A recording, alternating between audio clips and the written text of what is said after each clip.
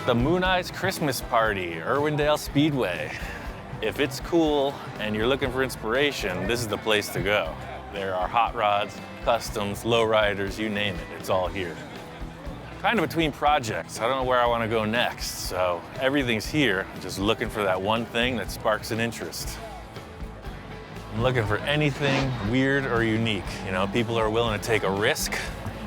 I like the wild stuff. And there's nothing wrong with a monster truck either. Watch your show. Like I love those cars you build, man. Thanks. Good to meet you. Good to meet you, man. You make the most craziest cars, man. That thing, beautiful. Best job I ever had, man. Seems like everybody that stops me has a question about the show. So we decided to open up and just answer some questions. Love the show. My question for Ian is, what is your dream car to build? My question for Ian is, if you decided to do an aircraft, what kind of aircraft would you do? Pleasure meeting you. I should have brought my kids, man. Well, it's always next year. Come every time. Ian, I got a question for you. When you're building a car, do you start by the look of the car? I was wondering when you're gonna build a 65 fastback on Mustang, because I'm a Mustang guy. Love your show. Pleasure. Absolutely. One more time. All around. My bad. Take care, man. Things like the bubble top. How do you ever think of how to do that? Question that I had for Ian, honestly, was where did it all start, man? Like, where did this creativity and the fabrication skills come from? I don't know. I figured we'd just open up the whole show, just kind of give some back, answer the people. People always ask me what's my favorite part about building cars. For me, it's the unexpected. See you later. I like having fun at work. I'm always looking for ways to keep things around the shop interesting. Sometimes I get really weird requests from clients. Literally, this car lifts up, spins around. It's kind of half carnival ride, half Thunderbird. Working with clients is always interesting. Somehow the word got out that I can build anything, and people are lining up to see that. This is my kind of guy. He's got parts all over the place, a collection of just military stuff. Whoa, so this is like a Jeep front, but it's an It's a M725 ambulance, Vietnam era. like a MASH Jeep. I used to have all of them. I had the 715, the 726, and the 724. And as years have gone on, I got a few other little military things laying around. Holy moly. He said he had a big truck, so I'm thinking like a lifted 4x4 or something. I walk up on it, and this is like massive. Now, it's a Mack 10-ton, 10-wheel drive, and M123A1 Charlie. I don't know what all that means, but I could tell it's big, it's heavy duty, it's all business. It was for hauling tanks or armored vehicles. I ended up getting it from my friend that had a wrecking yard. Cost me a searchlight off of a World War II destroyer that I had. So, I mean, what's the end game? What's your ultimate plan for this fine The end machine? game, I'm going to use it as a fully self-contained all-terrain motorhome when I want to go camping and or four-wheeling. Anywhere. And pretty much anywhere if it'll fit. I see. Every day is a new adventure. I never know what's coming through the door. You know the saying, necessity is the mother of invention? That was definitely the case with my electric dune buggy trick. I got two batteries in the passenger seat, a 6-volt and a 12-volt. What it's gonna do is give me the opportunity to choose a low gear and a high gear. I'm not that familiar with electricity. I am literally stabbing the terminal with a big old cable manually. Right-hand drive, ting. So we got a low gear, right? 6 volts. Then quick to 12. And we're off. You know, I really wasn't that nervous. I'm ready to go out at any time, you know. This dune buggy would be a great way to pass.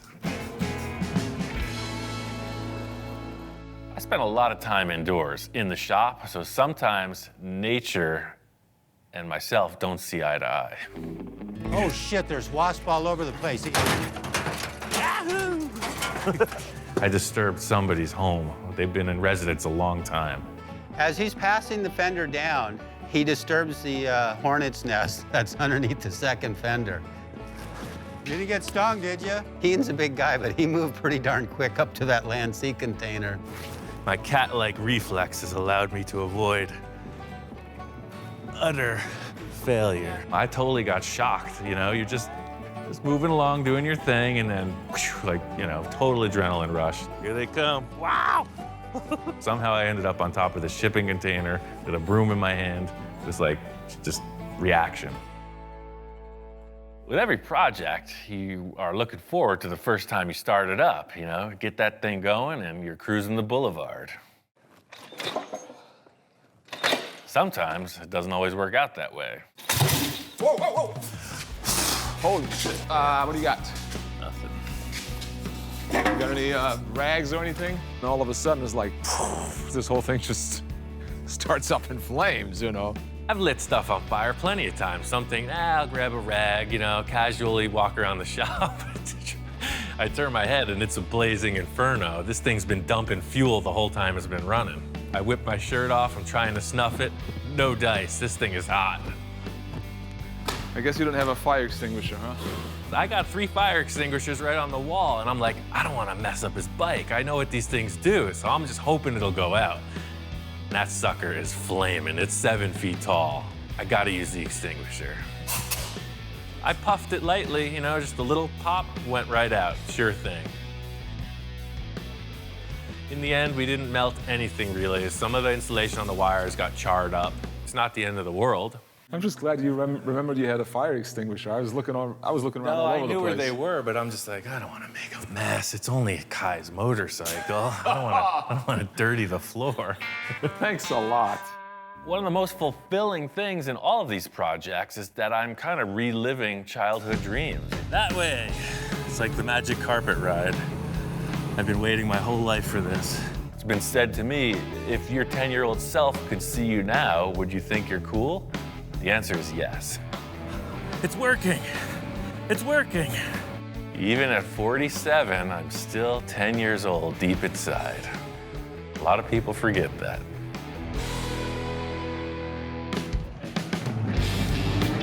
Race cars, that's all I could say. Old cars going way too fast, I'm all about it. Modern stuff's one thing, but yeah. Nothing says danger like speeding old vehicles.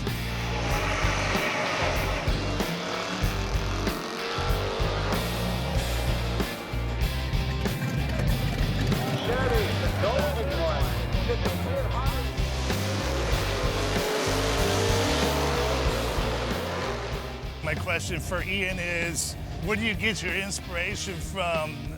How do you still stick with using all the old school tools instead of working with modern day fabricating tools?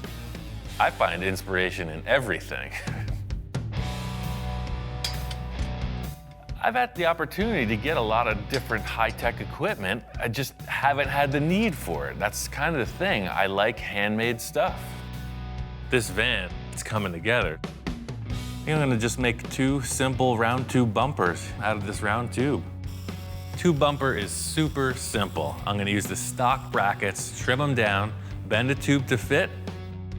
It'll just be as wide as the van.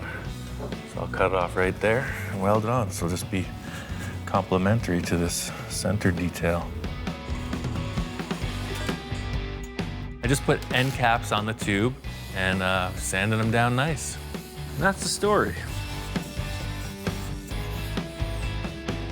The whole concept with these bumpers is not like off-road Thrasher tube bumpers. These are just little details that make it look like it's a finished piece. It's pretty simple, right? That took me about 1 hour. See, the whole thing here was like you had this big, bulky, squared-off bumper. Now you're just showing off the shape of the body.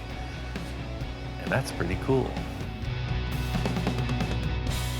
My whole life is just looking for stuff to manipulate into these, you know, crafts projects I do. All the interior upholstery panels are going to Jack, but the headliner is not. This is gonna be the headliner, a 6-foot reed fence with natural finish. My plan here is to take this fence and stick it on the roof. and make a nice headliner out of it. In the middle of it, if I start to think that it's kind of weird to use this, I know I'm on the right path. It's like Tiki Island in here. This is oversized, so I'm just gonna kind of creep it forward and trim as I go. Once I got the thing really stapled up to the windshield, I could tell it's gonna work. Okay, now I just trim the shrubbery. A little yard work, get the rest of the headliner in. How can you not like this?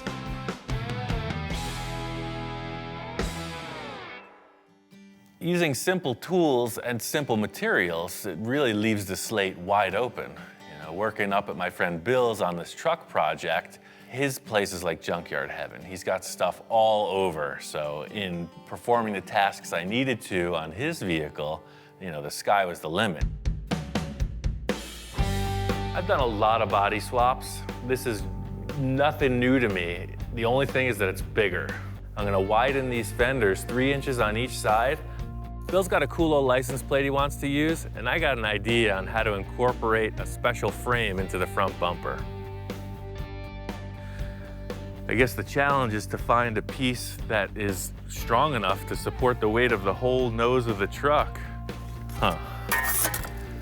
I'd say that looks like a license plate frame. Some kind of piece of an old tractor. Recycle. The whole concept with reusing material is that it gives you something you couldn't have thought of in advance. That's my trip, man. That's what I like to do. Find something and make it work. This is gonna be a recessed shape for the license plate to hang out in. The bumper is convex, it's curved on the front. The lip is about the same as this, about 2 inches, but then it curls forward. So I just left a lot of extra material out here so I can just put each side of the bumper welded in here and it'll be real strong. We took his truck all the way. It's one of my favorite projects ever. Every time I see that truck, I like it more and more.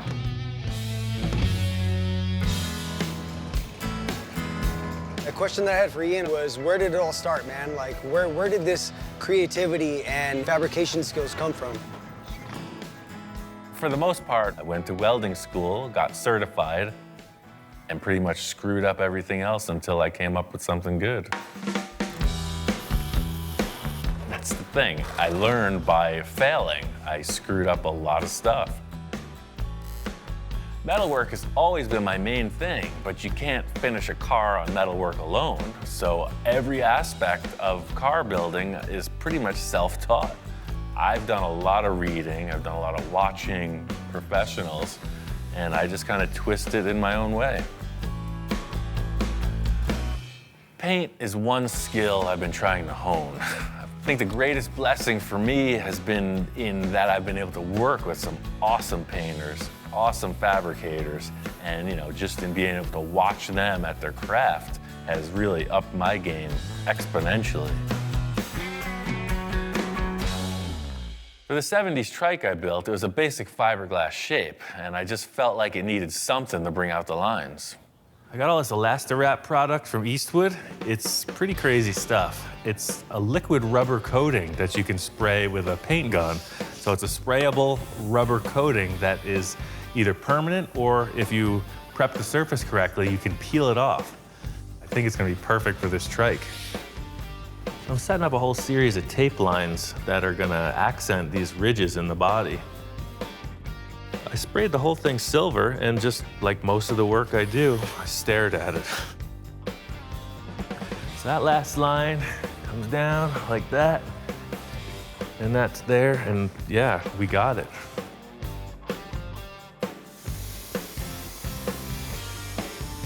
All right, it's the moment of truth. Oh, look at that. Quality control. Here he is. What do you think, man? I'm pretty happy with this.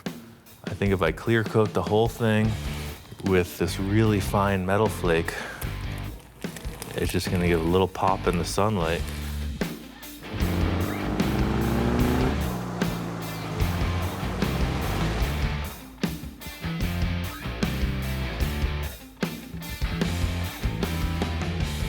strike paint came out pretty cool, but it just made me want to be even more ambitious.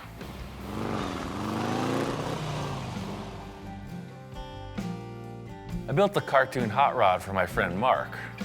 It was based on Johnny Jalape's drawing, and I knew that I was gonna have to up my paint game to really get the look of those graphics. In an effort to stay true to the drawing, I had a guy who does stickers scan this into his machine and cut them out on his vinyl sticker cutter thinger. The whole thing with this project is proportion. If I just stuck a generic number 5 on the side, it wouldn't look like the drawing. So just like the rest of it, I'm gonna try to tailor this graphic on the door so that it fits the proportion of the vehicle, and I think that's just gonna nail it. I'm gonna use this template and make a stencil to paint the graphic on the car. It's basically a 3-color design, so I need to mask it off for that. This is the first time I met Johnny Jalape. You know, he drew the cartoon hot rod, and right away we hit it off. I could never imagine anybody taking a drawing of mine and building it in real life. Of course, it's a dream. I sent Johnny a message, told him, hey, we're gonna build this thing. What do you think? And at that moment, I was like, really? Are you kidding me? Cheesy to say a dream come true kind of thing, but you know, it is. I'm glad that Johnny's on board. Super excited. It makes me really want to do this thing right and get all the details in order.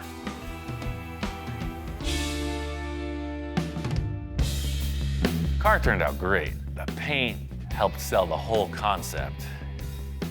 Aha. Hey, man. Hey, what's going on? Holy cow. What do you think about that? Kidding. Johnny and I collaborated again. This time was on a personal project for me, as the Space Junkie.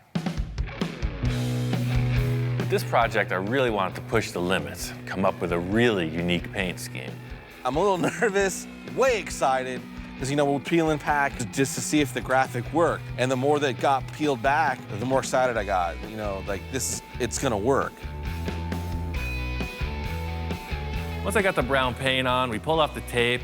It's looking good, but it's still kind of unknown until we get the second color in place. The whole design gets taped over yet again for another color. This part becomes super critical, that we really are meticulous in making sure that the turns are good and the lines are crisp, because this is gonna be the graphic. The next color was this cream tone, and that has the silver flake in it. We put that on, and you can really see the effect of the metal flake. Pulling off the last set of tape, you really see the contrast, and that's it. It's sparkly. It's like Las Vegas. So we laid graphics down, we got this cool chassis, and now it's the excitement of knowing that Ian always takes it to the next level. And what is that next level gonna be?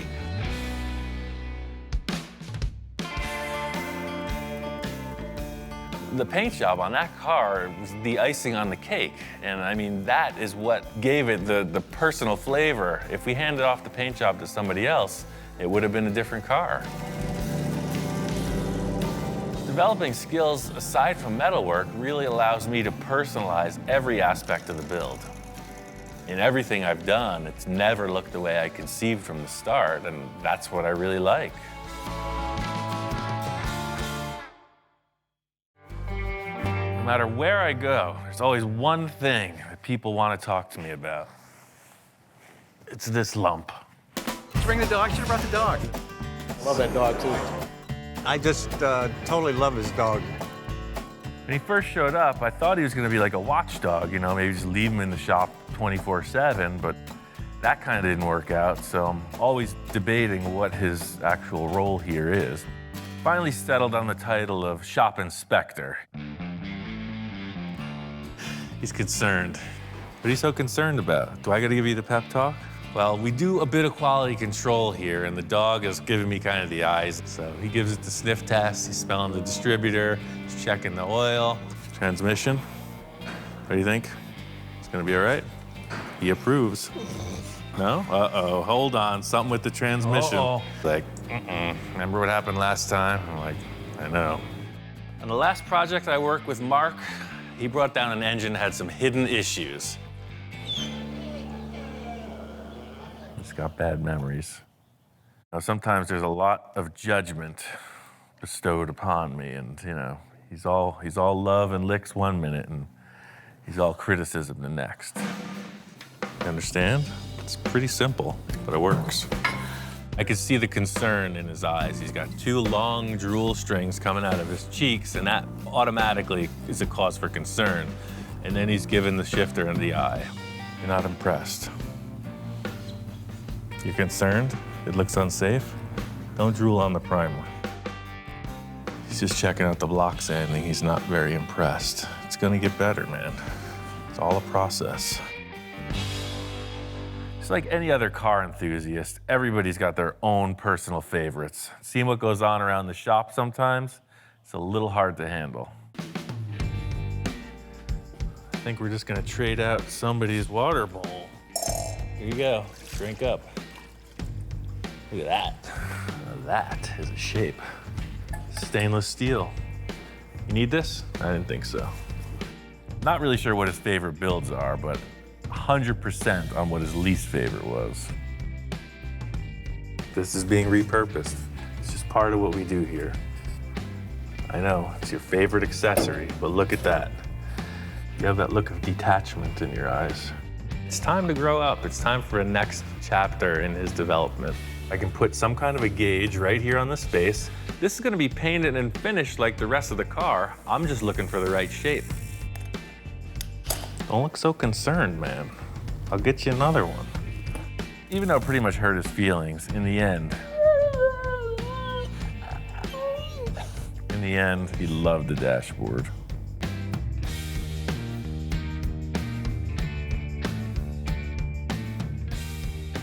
He's not really one for interviews.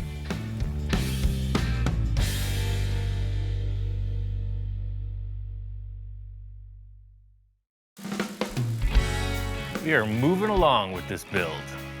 Because we're gonna make a mold of the entire car in the end, it's been kind of an unusual process.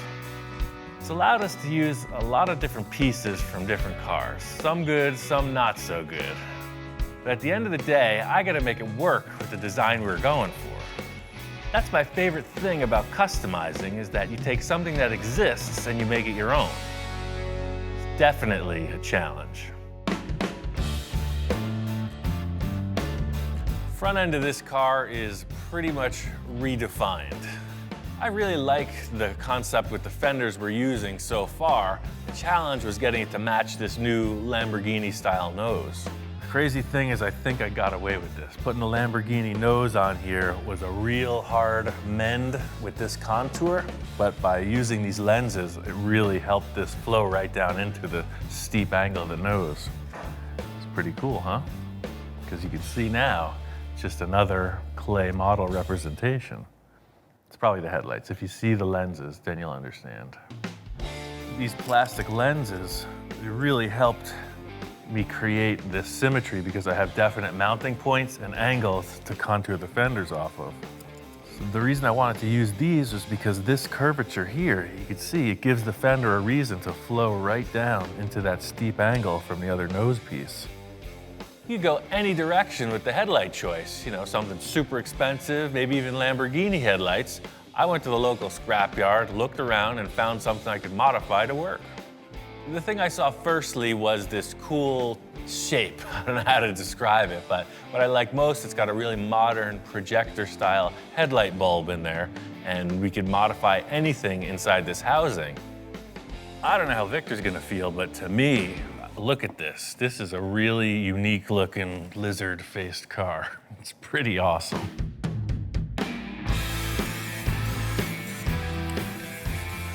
I needed some kind of symmetry, so I was able to make a template off of this grill opening, and that gave me the angle and the distance from this shape here, and then just flip it, and that's how you get the symmetry. I was using these as tools, but in the end, they look pretty darn awesome.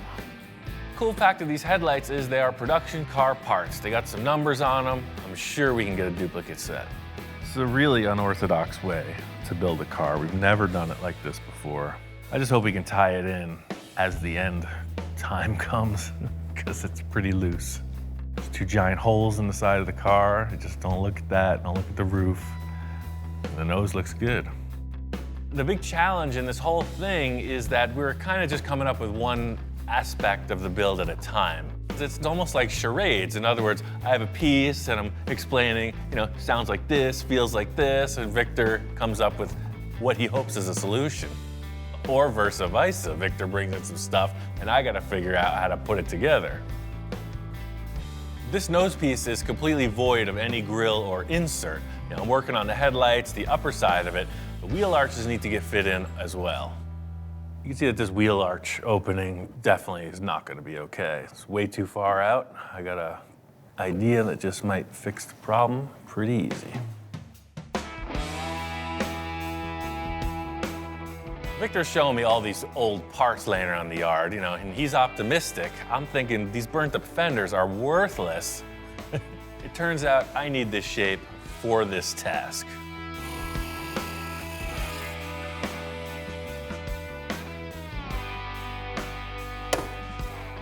I got your fender arch right here. Anything goes in this mold process.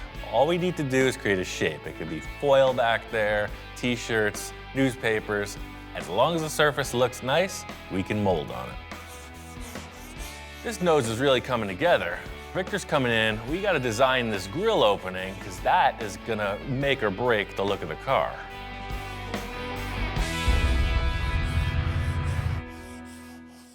Ian, what's going on? Hey. These occasional visits by Victor is kind of like the shop manager coming in and checking on the employee's progress. I think it's essential that he's here during the whole thing. Wow, what a difference. That's amazing. You blended in that Lamborghini front end like perfectly. It's good to see that Victor's happy with the front end. I showed him my idea for the headlights and I could see his wheels are turning. He's kind of liking the idea. Yeah, no, that's gonna look awesome, man. Look at that. It's gonna give you that like mean look. And what I love about what he did when he contoured the hood and the headlight, it gives you this like round fender, just sleek, like made for speed, supercar speed. This guy nailed it again. So, as usual, you told me what to do and I did my own thing anyway. So I moved the nose in a little bit shorter. Yeah, I noticed you took about 6 or 8 inches off. Remember, I wanted this thing to go like this, and then now it just goes like this. Victor is all about proportion, and he was coming up with these numbers that just didn't jive to me. So most of the time, I just have to do what I see fit at that moment. The great question, what would Ian do? I just ask Ian and do it. You didn't cut it, did you? After all that labor and accomplishment, Victor's only got one thing on his mind, and that's like, did you cut the Lamborghini front end apart? Fortunately, I know I didn't have to do that, and the secret's safe with me. It's buried underneath plenty of filler. If you're cool with the way this is progressing, I say we get that lower spoiler in place and figure out what we're gonna do about the grill opening. Let's do it. Since you've adjusted it to fit the wheels, it's wider than the actual piece now. The first thing that bothers me, was definitely these little wings coming out here. I want to cut these little wings off of here and just take it and let the body come straight up to this point. That's a really nice piece to be cutting up, but we can do whatever. What were you thinking about the grill opening? Check this out. Super Bowl, right? Right. Well, I bought a new TV. When I explained to Victor that we can incorporate anything into the design of this car, he takes it to heart. And I think he's trying to push the boundaries a bit. So here's the grill, literally. Check this out. I seen it and that's where I got it. Check it out. There's the grill right there. He's walking in the door with a pile of styrofoam. He says he bought a big screen television for the big game on Sunday. And for whatever reason, he's looking at these foam packing parts and it looks like the grill to a supercar to him. Ian's looking at it like, scratching his head like this dude's out of it. Starting to get a little bit loose, man. You're throwing everything at this. First the TV, next the kitchen sink. What do you think? As Victor's giving me a sales pitch, I'm starting to respond a bit. Yeah, it does have an interesting look. You put them together, it makes like a V shape that could be a grill. You can shape foam really easily. Okay, I think we can work with this. I see what you're saying. Look at this vent you get in here. I think if we just get this and just curve it a little, so now it's curved, just like everything we got curved. Sure, we got a few straight lines, but I just take the sharpness off, so it's just a little, you know, curve to it all the way around. You know, my job is to like give the basic concept and idea. Ian's job is to make it work and make it look good, because some of the stuff I come up with could be, you know, looked at kind of interesting, to say the least. You're not down with using the TV packing for the sports car?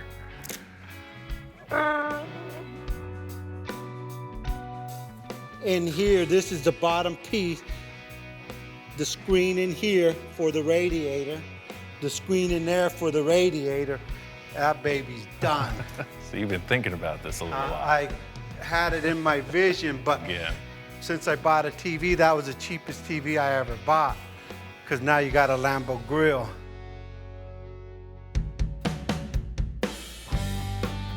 Critical factor in how this grill bar is going to work out is the bottom opening of the chin spoiler area. You know, Victor doesn't want to cut apart his Lamborghini stuff. I told him it would be super easy to make a replica of that in fiberglass and attach it to the car. Well, no, we haven't done anything weirder than this yet, but it seems like it's progressing fine. When you brought in the foam, the first thing I was thinking was, well, yeah, we just make a mold on that and we could lay it up in fiberglass or carbon fiber or whatever. But I could also make it out of aluminum to match the rear section. And metal, that's your specialty, man. You've mastered that art. That's what Ian's specialty is, metal. So I'm glad, you know, instead of playing with all this foam and fiberglass and this stuff, he's finally be able to use his strength in doing his fabrication. I think the extra effort's gonna be worth it. This is kind of like the jewel on the front of the car. I know I can pull it off, I just gotta make it happen. This concept Victor and I are coming up with, the foam model, is a loose interpretation. You know, my idea, making this out of aluminum, I'm gonna modify the shape just a bit, and that's really gonna set the whole design off. I think this is gonna have to be made out of 1, 2, 3, 4 pieces per side. Always thinking ahead on how we're gonna wrap the entire project together. By building this front grille out of aluminum, it ties in with the rear exhaust fin thing I created, so I think the aluminum will be a design aspect through the entire project. Victor was saying that this ridge here is going to be a keeper, so I'm going to try to mimic that in the aluminum. The idea is this is going to be a hollow part, so I'm tracing it around the foam and starting to form each piece independently. Yeah. So you can see when I cut that line, you got a nice ridge that matches the nose. The biggest challenge in this whole thing is I have to envision where I'm going without a sketch, only a discussion on every aspect of this project. In the end, you need a whole car that matches, so each part has to blend in somehow. These guys taper, but this is a straight shot, so I'm gonna join them right at that bend. So this is gonna be a little bit thicker because there's gonna be a lot of welding trying to keep this thing in shape. I think that this will help. I'm gonna cut 2 6-inch strips and just fold them.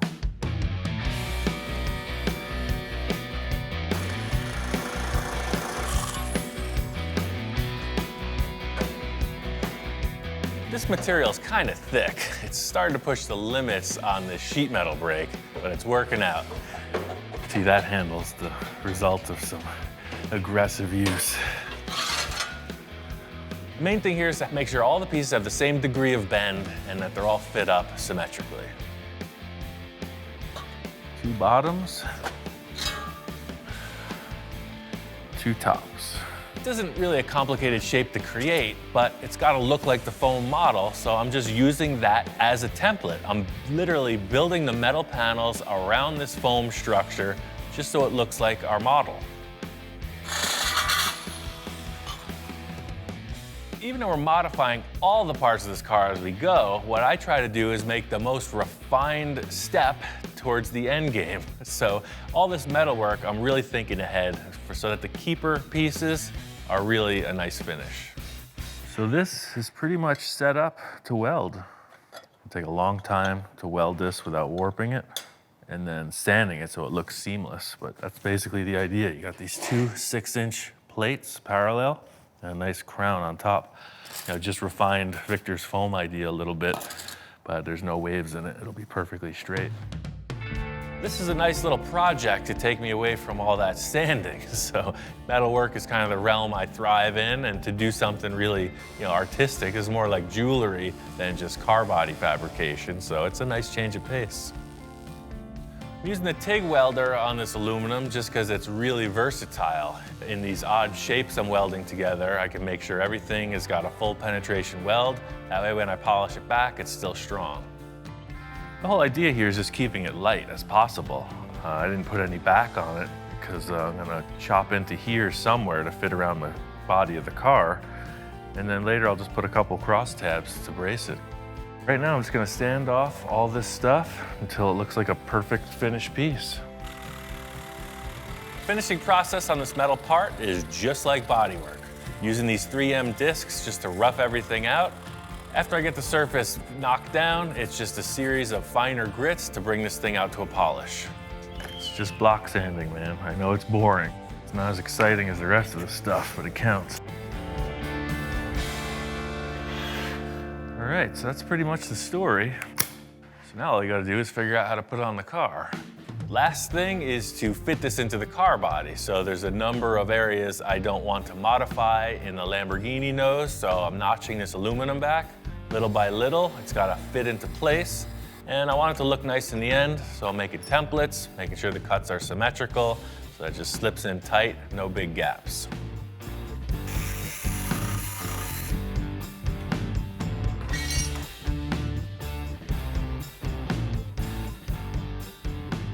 The whole thing is this face here is going way too far forward.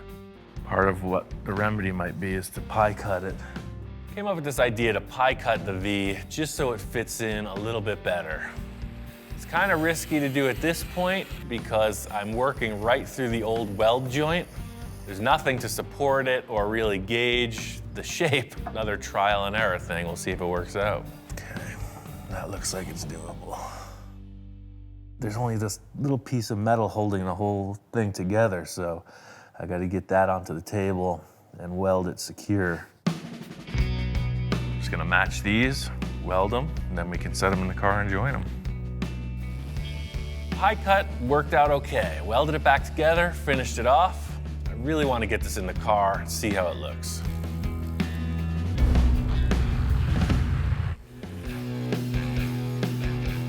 I changed around a few things from the original flat concept. Joined the center, filled in the whole thing here underneath, welded the underside. In the end, if you want to polish it, that would be the next step, but right now I've maintained that nice defined ridge all the way through. I never built one of these before. It's just knew I could weld, and I had a vision. There it is. Building a grill bar like this is kind of a shot in the dark. I know I got the skills to do stuff, but it's very rewarding to see it finished and in the car. Look at that thing. It's just what the car needs. A couple things I want to finish up before Victor checks it out. This is quite an improvement. One more element that's going to seal the deal. I'm always thinking, everywhere I look, there's potential. From behind, curtain number 3. I found this mesh. I don't know what it is. It's like a paper substance. There was just a box of it at one of these scrap yards, and I bought it. It's like you can see me at certain angles, and when I turn, I disappear. The whole purpose of this mesh is to shroud the mechanical look behind the grill bar. It's also got to look cool, and most importantly, air has to flow through it freely for the radiators. Pretty space age, huh? It's not metal, it's not foam, it's something in between.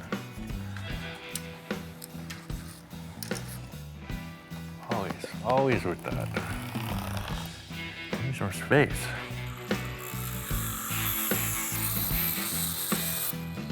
gonna mock up this mesh to complete the package, give it the whole look before I show it to Victor. Giving this mesh a quick shot of black spray paint. In the end, I'll finish this thing off really nice and get the proper fasteners in place, but this is all about the mock-up. Ian, wow, what a difference. That's words that I can't say on television. This guy made this grill out of aluminum and curved, rounded the edges. He really put a lot of thought in that because the craftsmanship on that grill is just like perfect. That is cool. And actually that finish is pretty cool. What did you put behind it? Is that a screen or what? It's this weird composite mesh. It's actually about a ½ inch thick, but it flows air perfectly. And you can see, you can't see anything behind it. It hides the radiators, has the flavor. Everything's there. Just, I really can't tell till I see that one line across. The last step in this front end grill opening is the chin spoiler. You know, the bottom dimension. It's changed a bit because of our design. Put some envisioning tape across the front of the car just to come up with our parameters of the grill opening. I think we're gonna use some of the styling from the Lamborghini part. I'm just gonna make my own from scratch. That's kind of what I'm seeing, just to clarify with you. So this gray is basically representing the car body line. It's critical to have like a heavy element on the bottom. You know, that's what grounds the car, so it makes it look super low. Right now, it's all up in the air, so to get this bottom part in place is gonna seal the deal. And again, we're not just sticking found parts on the car, man. We're making everything, so I'm all about that. So it'll look like the other part, but it'll be homemade. Let's do it. One of the benefits about working with fiberglass is that you can flesh out an idea pretty quickly. But Victor and I decided he didn't want this raised center section, and then he didn't want these upright fins on the side. So you can see what you get in the end. It's almost a perfect match. If he doesn't like it, we'll just do another one. Finishing touches are just to paint it gray, make it look like the rest of the car. You know, that's the neutral tone. Fortunately, this fiberglass nose Victor brought in has holes. It was the same way that the original car was put together. They just bolt up. Done deal. Yeah, so now you really get that look. The whole thing with this design is it needs that bottom. Otherwise, it just looks like a suspension bridge. You know, it's just two legs. That bottom makes the two air vents completely apparent. One of the last things to do will be fitting the outside edges of the chin spoiler to the final contour of the fender. Leave an extra space for now, because you never know, something just might change. Just one step at a time. You know, you're looking at the car through these goggles. That's looking good. That, not so much. There's a whole thing going on. Definitely nailed this grill opening, but there's a whole world of trouble on top of that car. Can't look like a Sterling. Crazy thing about building these cars is that you get this small glimpse of victory, but then there's like a huge task on the next step. The ugly duckling in the equation is that roof. The big problem here is you got this massive flat panel. It just takes the nice curve of the car and it disappears. So the side profile of the car is dependent on this roof line. We gotta figure it out. I know that the roof was one of Victor's favorite parts. It's what set off this whole car build, so it's gonna be a delicate dance in telling him how much it has to be modified. Radically modified.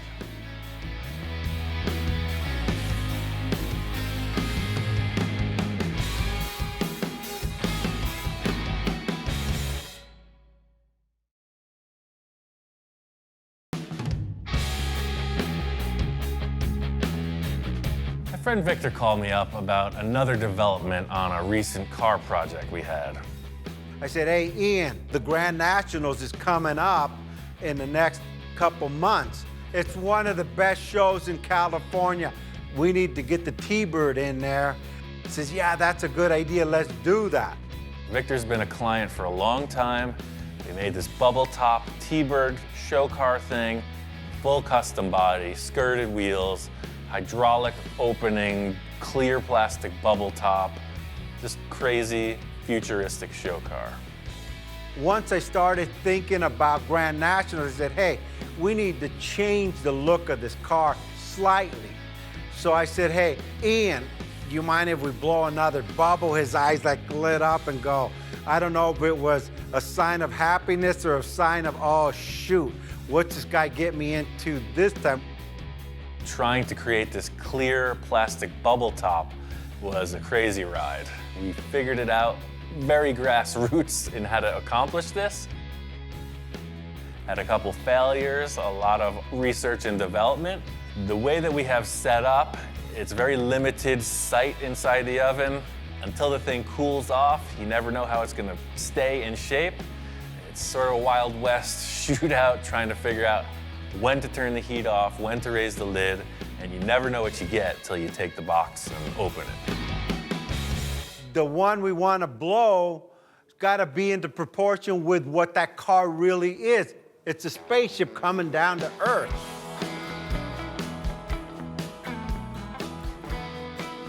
This is Victor's mode of operation.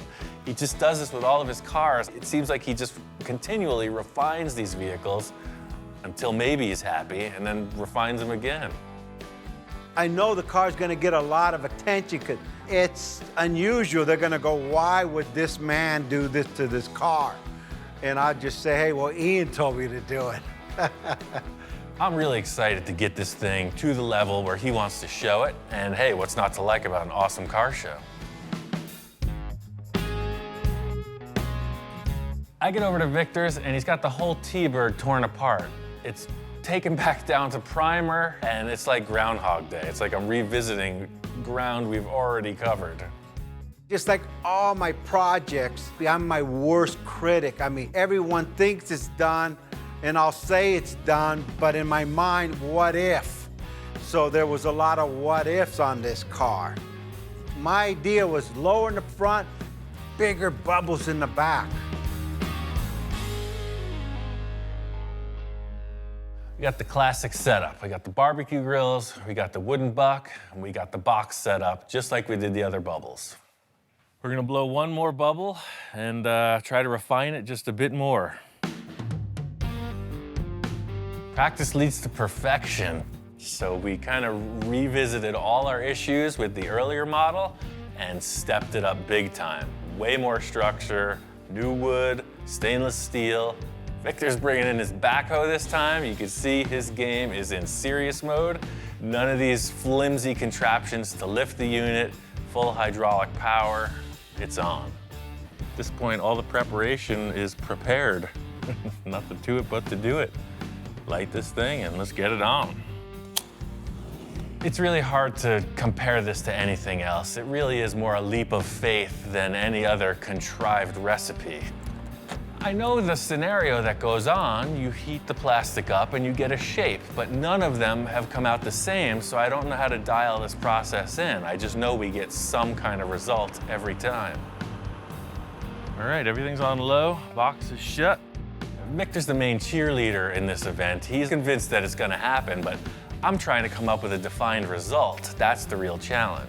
Are we ready to fire her up or what? And I said, well, let's go for it. And I mean, go, go, go, go, go. And he said, slow down. I said, no, Ian, we already know how you've already done 3 or 4. This one should go easy. Well, we got kind of a weird issue. Look how wrinkled up it's getting. You know, we rebuilt all this and insulated it so good. It's on low and we're already at target temperature after 15 minutes. He's got his little heat measuring mechanism or device, you know, going all around. He goes, oh man, this thing's heating up too fast. This is where the alarm bells start to go off. When you change one thing, you change everything. We refined the whole unit and now all the calibration is off. We're at 330. Sides though, where we really want it to come up are only at 320. So the center of it's definitely hot, but the sides aren't. Well, we're not getting consistent heat. The back is 20 degrees cooler than the front. We're just having inconsistent heating issues here. You know, one minute I feel like we're winning, the next minute we're failing. I'm adjusting the grills. I'm trying to adapt to the current conditions. Bottom line is the plastic is heated up. We gotta do it right now. We got one last shot at this, so it has to be right. It seems to be doing what we want. All we gotta do now is pull it out and see. Oh!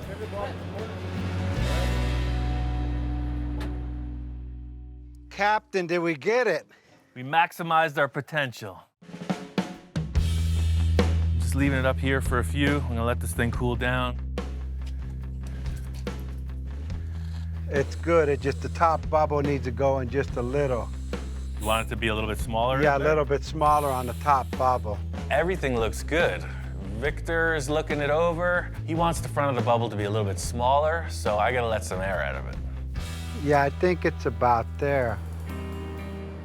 We pull it out of the oven, and in looking it over as time passes, it's deflated. We lost all that definition, man. Let's try to blow it up again. It all went away. I took a shot, tried to add more air to it, but it's already hardened. It's not blowing back up. Ah, man, we didn't get it. It's off the buck. There's no more shape in the back. I think it's a loss. We get the bubble out of the oven, and it's not only deflated where he wanted it to, but it deflated where we don't want it to. And at this point, you know, I just look over at Ian, and I didn't know if there's anything more he could do to save this bubble. It's cooling off at a rapid rate. Last-ditch effort. The only thing I can come up with is put it back in the oven. Try to reheat it, try to save it. Ian said, turn the barbecue grills back on. We're gonna reheat this thing and inflate it again. I know this is our last try at this. It's our last sheet of acrylic. I'm not giving up. We gotta get this.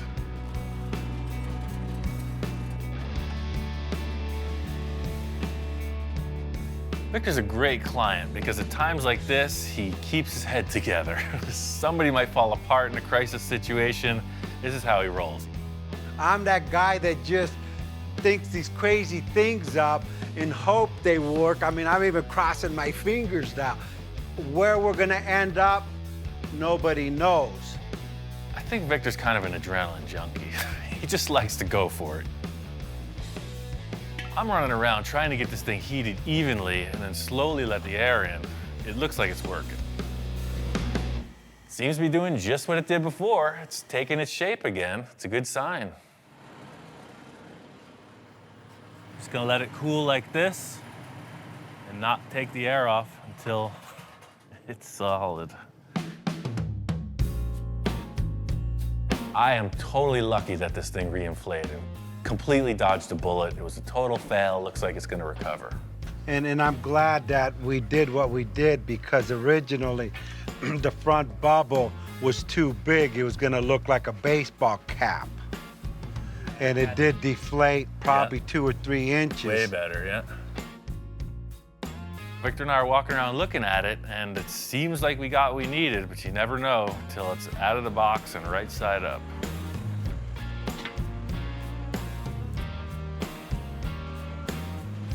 Victor's got his measuring tape, getting all science on it. I'm not gonna be convinced till we see it on the car. It's like, what the hell is that? Hey, it's some kind of cocoon alien being coming down to Earth to visit Trump. Just like with the setup, there's a lot of tear down. Now let the thing cool, unbolt it, unscrew it from the backboard, trim it out before you can even see it in place. This is it. It's our last chance. It's this or nothing.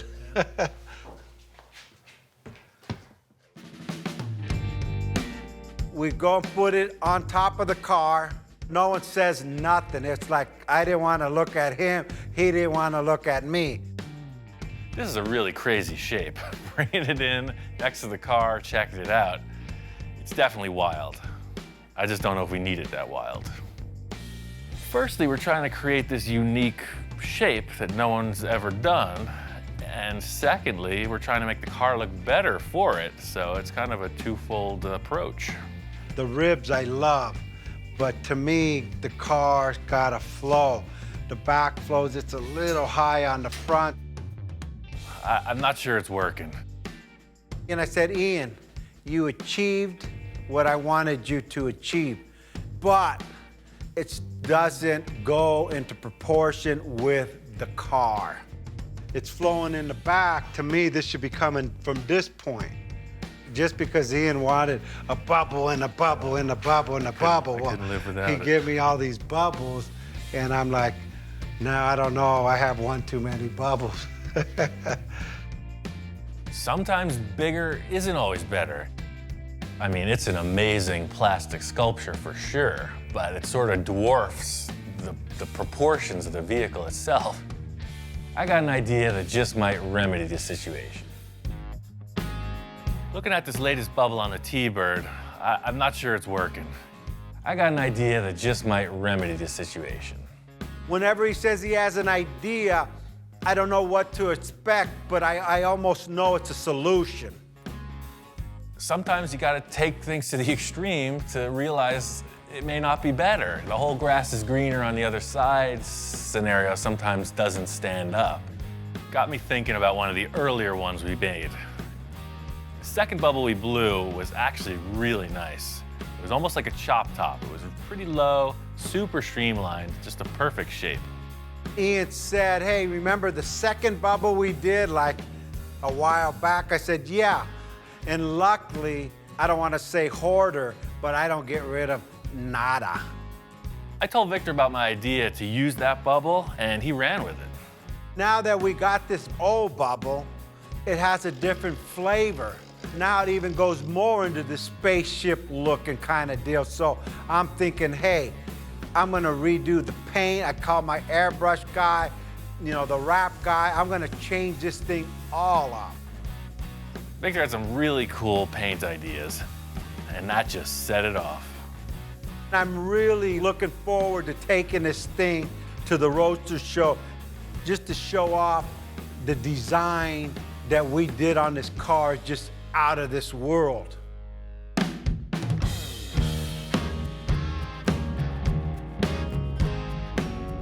It's a 3-day event. Victor's gonna get here over the weekend. I wanted to get here right off the bat. As soon as the doors open, before it gets too crowded, I wanted to check this car out.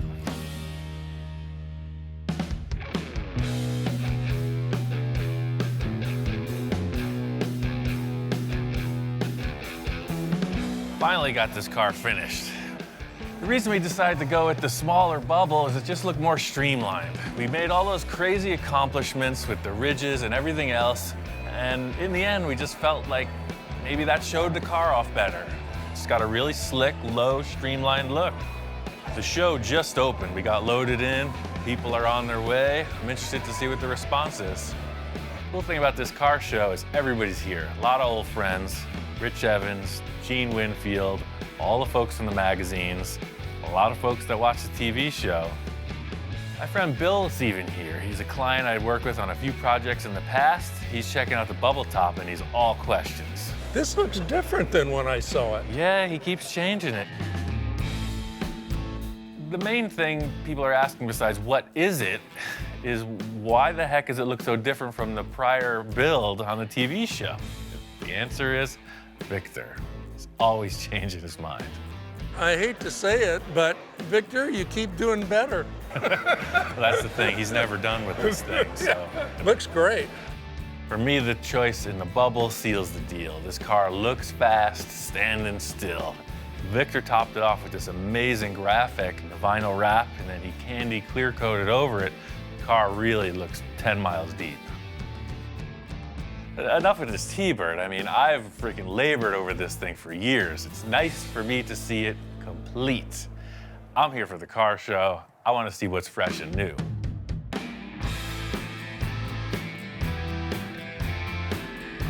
There's every different style of car here. The one thing in common is that they're all super refined. This is a top-notch event. Gotta check out the lowriders. This is where it's happening. I'm just always fascinated with the paint jobs on these cars. The hours they just spend on a paint job, it's like it takes as long to build a car as it does to paint it. Look how the pinstriping just freaking lights up on this. It's out of control. Look at the engine lid on this thing. That's probably vacuum form, but the same thing, it's definitely acrylic. early blown VW engine. That's freaking epic. It's like a bubble top for the engine. There's tons of 50s cars here. You know, that's when the scene was really in its heyday. So the Tri-5 Chevy exhibit is in this building, and you can see they got them dialed in. In a room full of Tri-5 Chevys, guess which one I'm looking at? Oh yes, this is my pick.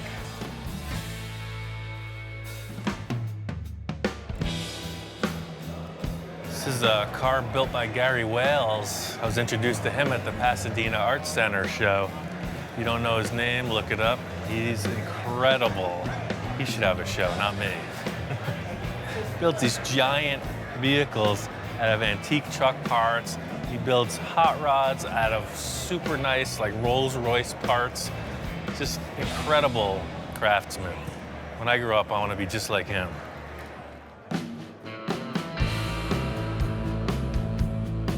The Amber Award is not a color, it is an acronym. America's Most Beautiful Roadster. That's what the Amber stands for. And it's like the world-class, best of the best, most beautiful roadster. This room is all the Amber Award contenders, and if I had to pick one, this is my pick. Well, this thing is completely customized, every bit of it, but I like the fact that it doesn't try too hard to look expensive. It's easy to just get carried away with $1 million schemes, and this thing is just classy.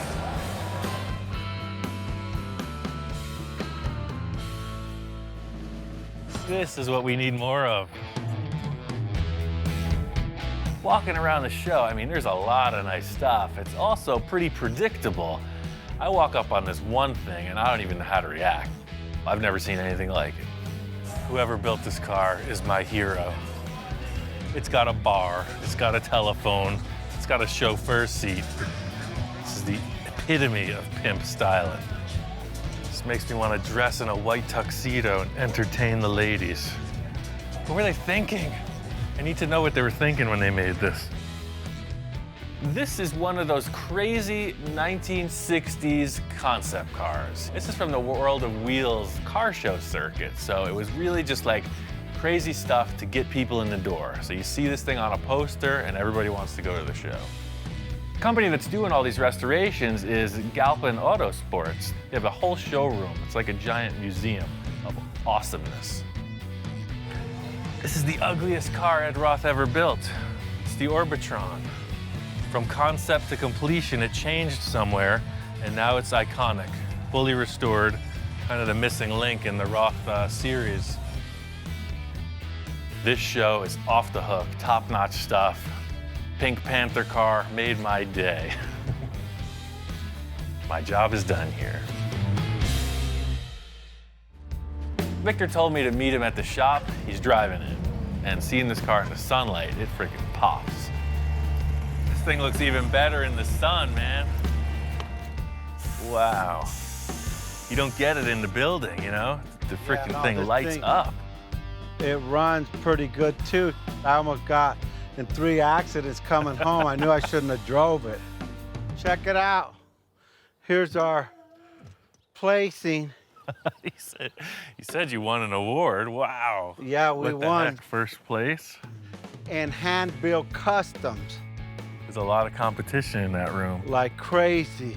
There was a lot of high-end cars there, so I mean, to even place would have been an honor.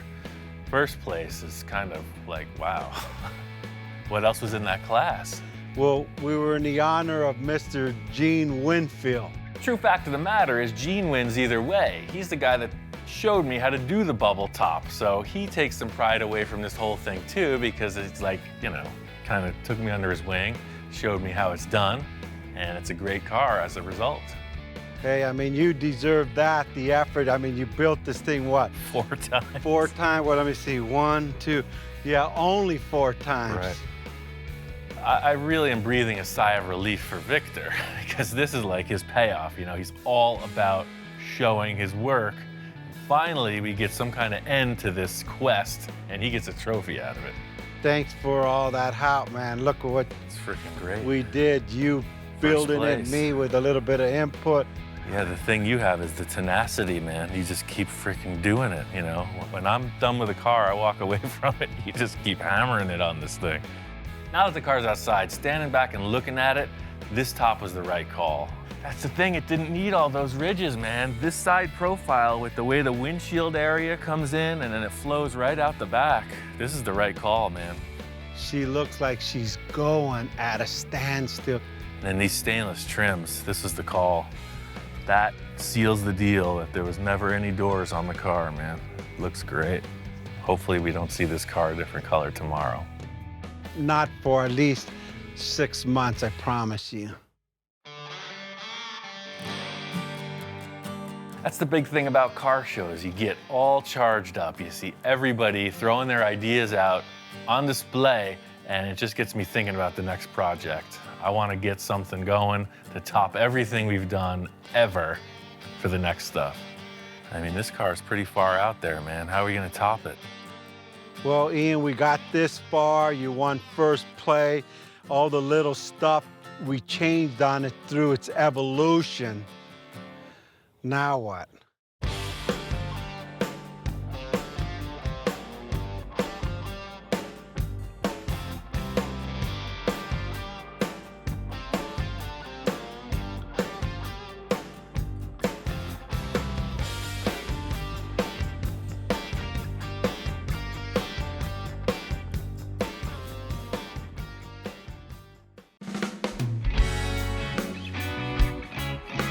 So it continues.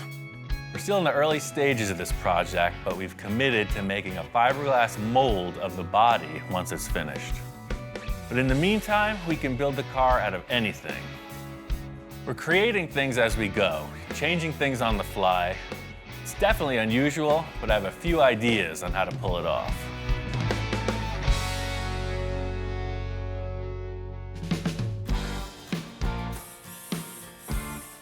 Ian, how you doing? What's going on? What did you do? That's pretty cool. I got the whole engine compartment kind of squared away. You know, I went with aluminum, and then I think like a riveted final detail would be pretty neat. You know, something real shiny down in there. As I walk in, you know, we got the back fenders kind of in place. It's still like a hodgepodge. You know, like Ian said, anything goes, because this is just like the clay mold. I love this because we still could put another element in here. You can do whatever you want in here. You know, this surface is represented. I really want to get these fenders so that there's no holes in the back of the car. Looking at it now, it's really loose, sort of like a patchwork quilt, not even stitched together yet. But I'm seeing the finished flesh on this thing, and it's got to be set up correctly. I mean, the idea of screwing this Porsche quarter panel onto this Sterling body seems kind of strange. That ain't strange, that's like crazy. Yeah. Madman. Now I'm getting excited again. So what I was thinking was I just took this aluminum sheet, super light, and I just formed it over a piece of tube. That way it'll radius down into the engine compartment. So this is gonna pop on here. It's gonna do the same thing as everything else we've built so far. Just gonna represent a surface. Yeah. Slight body modification here. I'm gonna have to put something in there to hold that up. Bundled sweatshirt technique, sponsored by Carhartt. Thank you very much. See? Now you're solid. We got fiberglass, we got aluminum, we got a piece of my shoe, now we got a sweatshirt. Come on now. Nobody breathe. See that? There goes my Sterling. We got aluminum foil, we got duct tape. It looks pretty rough, and there's a word for it, and it ain't a good word. Custom bodywork. So this is all pretty distracting. I think we should just primer gray this area. That way we just have like a monotone looking thing we could build up off of. The aluminum foil just wasn't suspending itself like I had hoped. So I wanted to reinforce the whole taillight area with metal before we finalized the design. I could save this aluminum for my sandwiches, for peanut butter and jelly sandwiches tomorrow. I'm doing this fast and efficient, bunch of strips of a little thicker material. It's gonna end up right. This is just another super fast mock-up, you know, just to see what we're working with. By getting the go sign from that foil thing, you know, it's just a little bit rounder surface. I really just want to get rid of the rest of that sterling in the rear quarter. The vents I know I don't want to see, so I'm going to fit in some panels there just to get this thing so there's no holes in the back of the car. Well, I'll just spray that gray, see what we come up with. Stand back on it now. Let's take a good whiff of those paint fumes. Start to dream. Man, I just go, that's like more like it. See, that totally changes the whole thing. Now you're not looking at all these panels. You just kind of blur your eyes a little bit, and you got a fender, man. Ian's gonna do the other side the same, and I can't wait to see it after it's all put together. Everything that's happening here is pure sculpting. If you look at a sculptor, they start with an armature and they keep adding and adding whatever it takes to bring to the surface. I know it's got to be refined, but we need to get there somehow.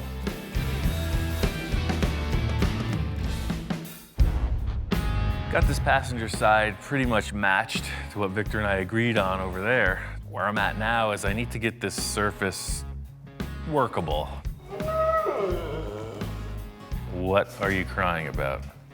It's like the freaking pitcher walking up to the catcher in a baseball game. It's like a whole thing going on here. He says it's time to put the fiberglass on. Can't make any calls until we see that surface represented. This primer coat was purely visual, just to get all the different colors out of the way. I gotta sand through, get the majority of these screw heads off, and then I'm just gonna lay a couple sheets of fiberglass over this work we did, just to give it a little more strength. Right now there's stuff all over the place, different heights, different materials. The fiberglass is gonna glue it all together and make a nice surface to work off. I wanna be sure that this fiberglass is gonna stick, so in this thing that I'm accomplishing is just giving some texture for the fiberglass to grip to.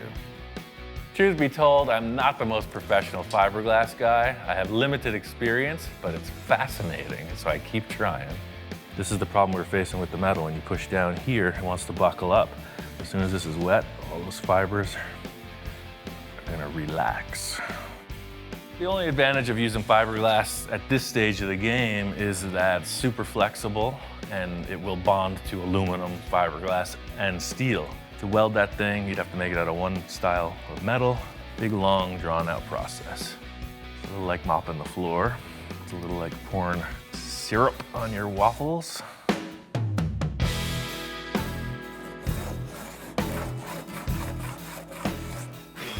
I laid up that fiberglass, it's set just fine. I put a quick skim of body filler on and cut it back just to see what our heights were. And I could see already, this taillight mock-up we did is gonna be way low. What I have here is this is the hip of the fender coming down, and the Porsche naturally dips way down into the taillight. I'm gonna just fiberglass right over these, and we're gonna have to cut new taillight holes. I feel good about this, you know? It's not just anybody. You can throw a bunch of sheet metal screws and saran wrap and build a supercar, but watch me go. Everything looks so rough. I just want to get it looking more like a fender when Victor gets here. So this is less auto body tech and more fun body filler tech. Purely like icing on a cake. Fiberglass is hairy and scary. See, this stuff's a little bit smoother. As loose as it seems, I think it's starting to flesh out, and everybody's gonna understand why I went this way. The idea here is to just get these two fenders pretty close, get a good representation. You can see the rear of the car is fleshing out. It looks pretty freaking massive. Super wide, super low. I can't wait to show Victor.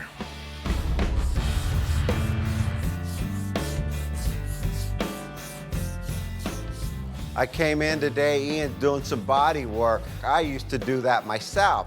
I said, give me the sanding block, and I started and shoot. I didn't lose a darn thing. I mean, you could tell I'm totally committed. When's the last time you see me doing body work? It's Good to see Victor getting his hands dirty, you know, doing some of the body work. We also got these 2 tools from Eastwood that'll help ensure that these lines on the car are symmetrical. We're pretty close. And I'd like to see that in primer so it all, you know, ties in and we could get the big picture to make sure the fenders are the same. Oh yeah, for sure. Primer gets rid of all the different tones. The gray just evens everything out. It's the best way to look at something in progress. It's like nothing I've ever seen before. Flattening it out one tone, you can really see the shapes. A little refining on the driver's side, but I mean, that's a freaking massive rear end. How much more work do you need to make a mold? You need it finished, right? Oh yeah, the better we make the model, the better the mold comes out. We could either turn the car around, start on the front, or if there's anything else you want to change back there, I'd say it's a perfect time to do it. Now it's like a whole bunch of like bumper back there or body. It's like nothing but rear end showing. I need just one thing to soften that up, and it's got to be massive. We need to do some kind of crazy exhaust, right? Well, I mean, whatever you're thinking, you know, we've done a pretty substantial rearrangement in the back end so far. Everything here is really starting to come together, but I think the one big thing is going to be the exhaust that sets this rear end apart from anything you look at.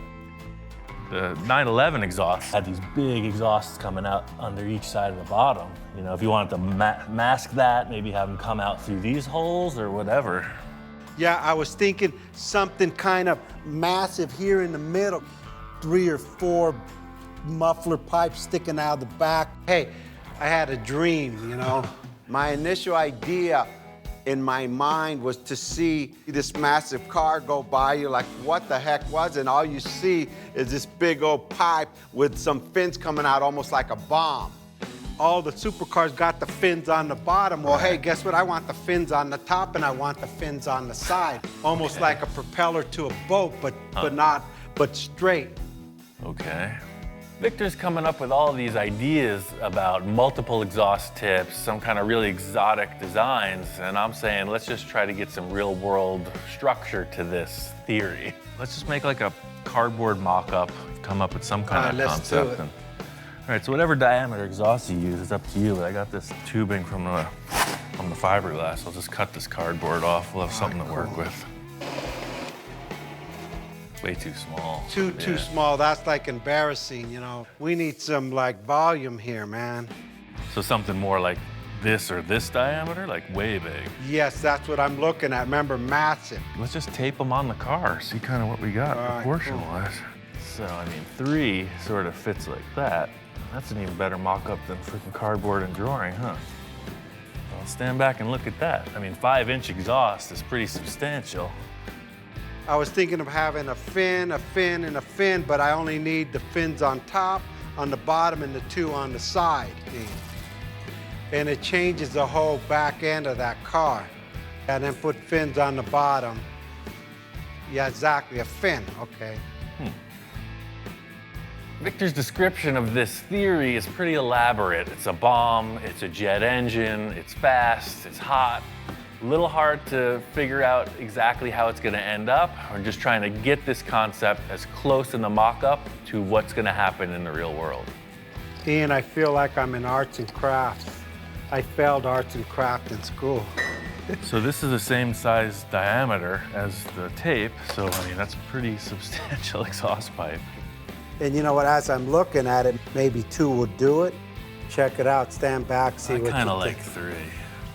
Shop inspector's checking it out as well. I think he's gonna have the final word. Dude, what do you think? Cool? All right, I guess he said that's cool, he wants 3's 3. the number. 3's the number. I think it's gonna stick. As I left that, I mean, it was pretty loose mock-up. I mean, a lot of things could be changed or interpreted, but that's his problem. The thing is, when Victor's describing all this and coming up with a cardboard concept, I'm really starting to see my own vision of it, and that's the challenge in this whole thing. I gotta build it.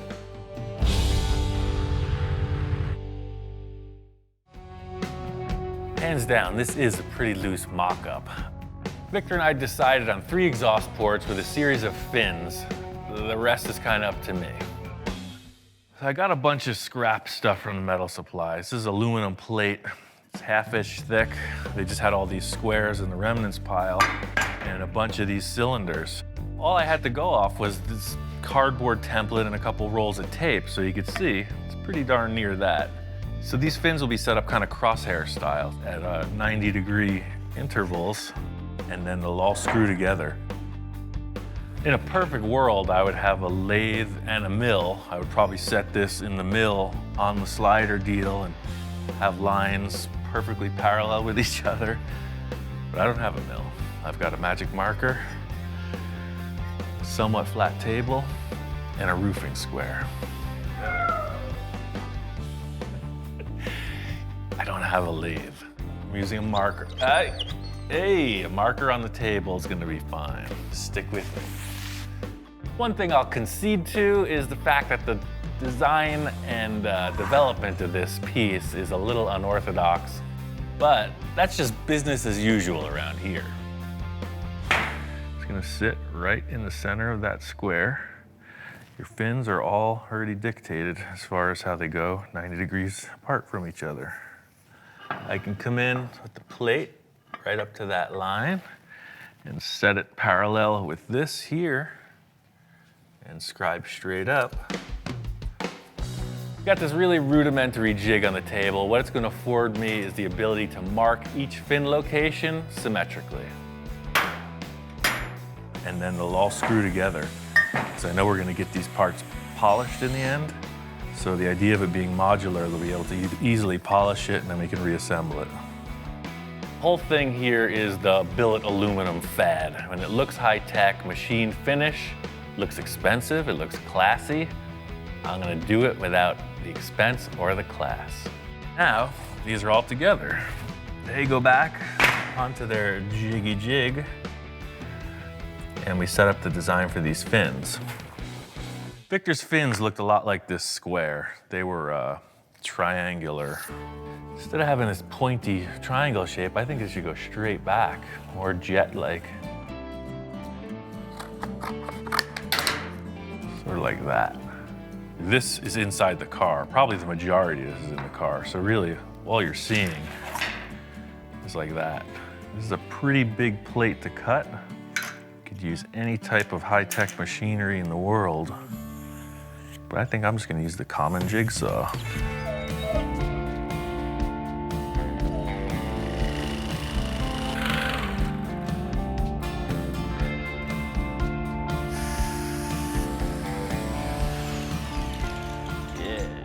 I mean, this looks good, but I want it to look great. I think I'm gonna take a router and then make a radius edge on all this. The dog's head is spinning. I don't think he's convinced for one iota that this is gonna work. Hey, not too bad for a couple carpentry tools, huh? What do you think? That edge looks so cool, I'm gonna do the same to these tubes.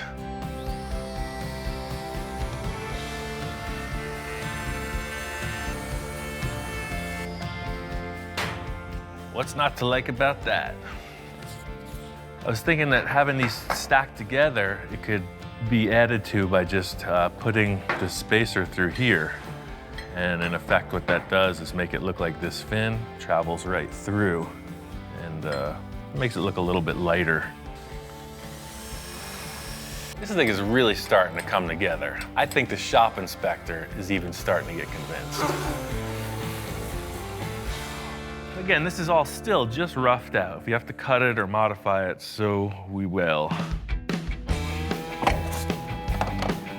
So you can see, it's gonna go right in the middle of that license plate opening. See now. Now he's finally conceding.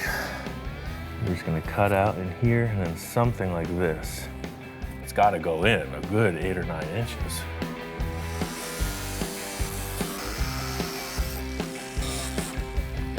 Aha! So the whole concept is these being the stock exhausts, We're gonna want something a little rowdier sounding, but we'll be able to work within the parameters of the stock exhaust setup, aiming right through here.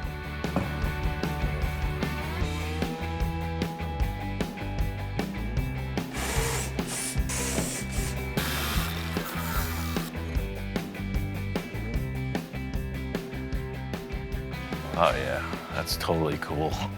That's exactly what I was hoping to achieve. There may even be more fins coming out the width of the car below, but that's rocket ship. Looks like it's gonna fit. It can be adjusted later. I just have one other element that I want to surprise Victor with. I'm very happy with everything. Mostly that it's like, it can be like skee ball.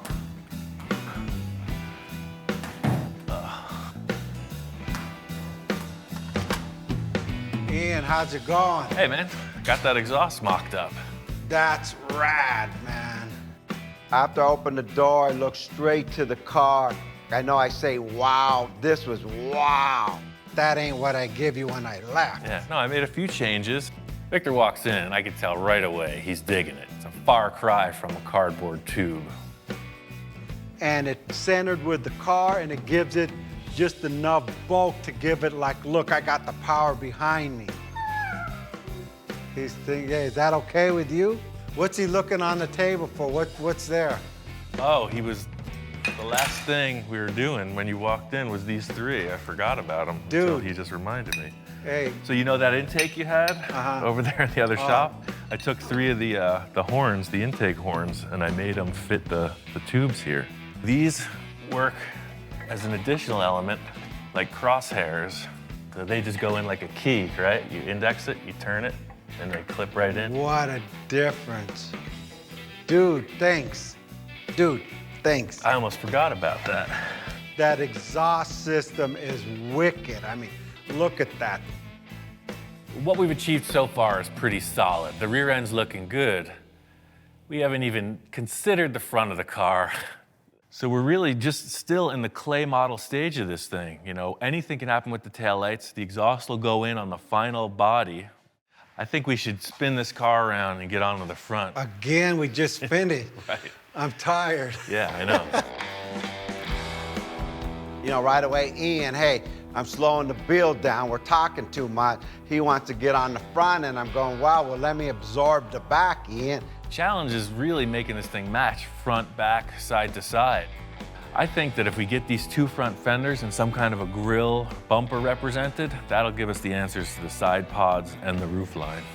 Yeah, because that roof line's gotta change like dramatically. Hey, you picked the Sterling, man, not me. So the same thing goes for the nose of this. You saw the process in the back. Anything you find, file cabinets, space helmets, you name it. Anything you want to put on the front, we just fiberglass over it, and that becomes the model. I thought I was lost in the back. I'm really lost in the front. I've got some ideas. I know Victor's head is spinning. What we achieved in the rear, I can't wait to transfer that energy into the nose of the car.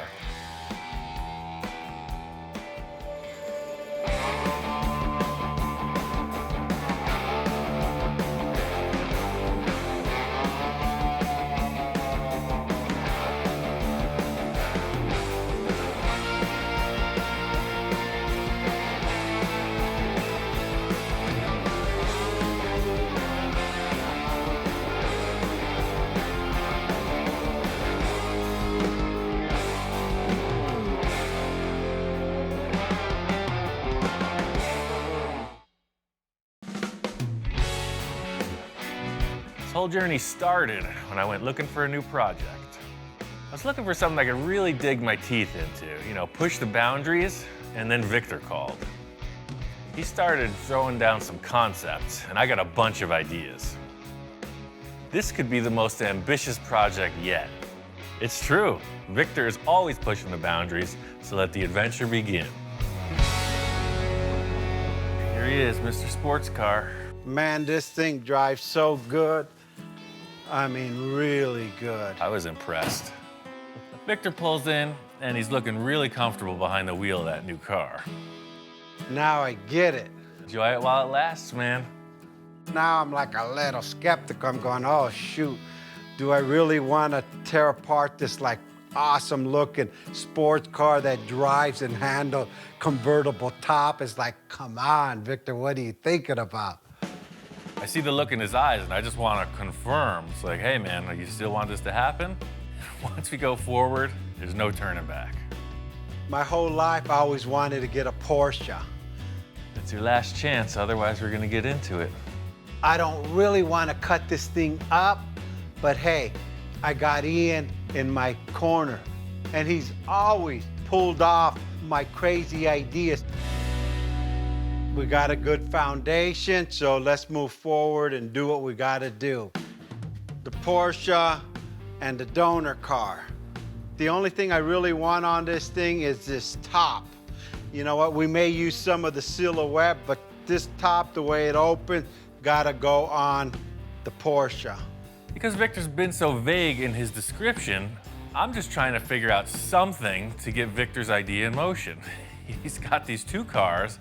He doesn't want either of them, so I'm assuming it leaves a lot open to my interpretation, so I'm gonna go forward in the best manner I see fit. I think the most straightforward thing to do is for me to just cut this thing into multiple pieces, get the chassis out of the way, and then tomorrow we'll tackle that one. Here we go again. We're on the next journey. Where we're gonna end up, nobody knows. We don't even know. Ian looks at me thinking I know what the heck I'm doing, but in my mind, I don't know where in the heck I'm going. Victor's heading on out the door, and I tell him, enjoy that Porsche while it's still intact, because I got plans. That's my baby, right? You could cut the heck out of anything you want, just don't cut my top. Okay. Surgical precision. How do I look in this thing? You look good, man. All right, I'm out of Dodge. Have fun. So I guess the first thing is to lift this roof up and get rid of it in one piece. One thing I can say is I'm a master of disassembly. We're gonna work right through this car, pretty simple. I said, it's not locked.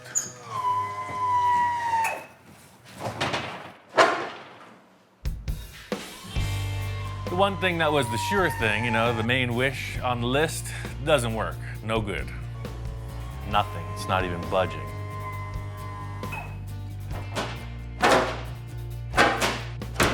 What it is, the hydraulic pistons, they're hydraulic. So as you try to lift it, there's no way to lift it. They're sealed shut. That's a super sketchy aspect of the design. You could see what happened. This car failed and somebody got locked inside. And that's why that window's kicked out. Guaranteed. The way this roof opens is it's a hydraulic unit, so you cannot just lift it up. There's oil inside it, and it's non-compressible. So if the motor doesn't lift it, you don't lift it. So what they did was they filled it with oil. It worked for 10 minutes. They sold it to Victor. Perfect case scenario, you know, starting off on a fresh new foot here, and of course nothing works. Therein lies the design flaw in the Sterling kit car. We just figured it out.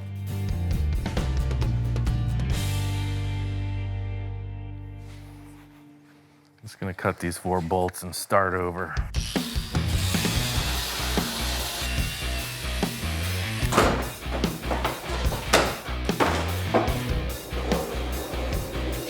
The thing I was hoping to do is just retain these hydraulic hinges.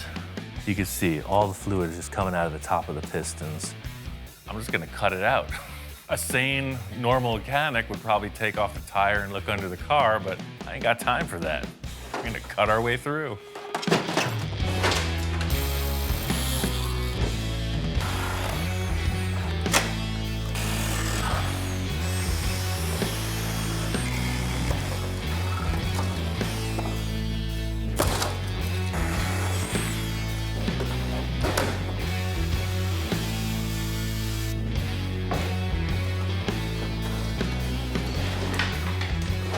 Ugly body's out of the way.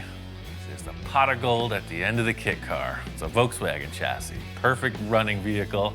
I'm taking it home. The funny thing about putting this on the floor is all of a sudden it's just a concept car. It looked kind of weird up in the air with the Volkswagen suspension under it, but it actually looks more like some kind of a race car once it's laid down on the ground. Kit car is gone. Victor's bringing that Porsche back. It's a whole different process.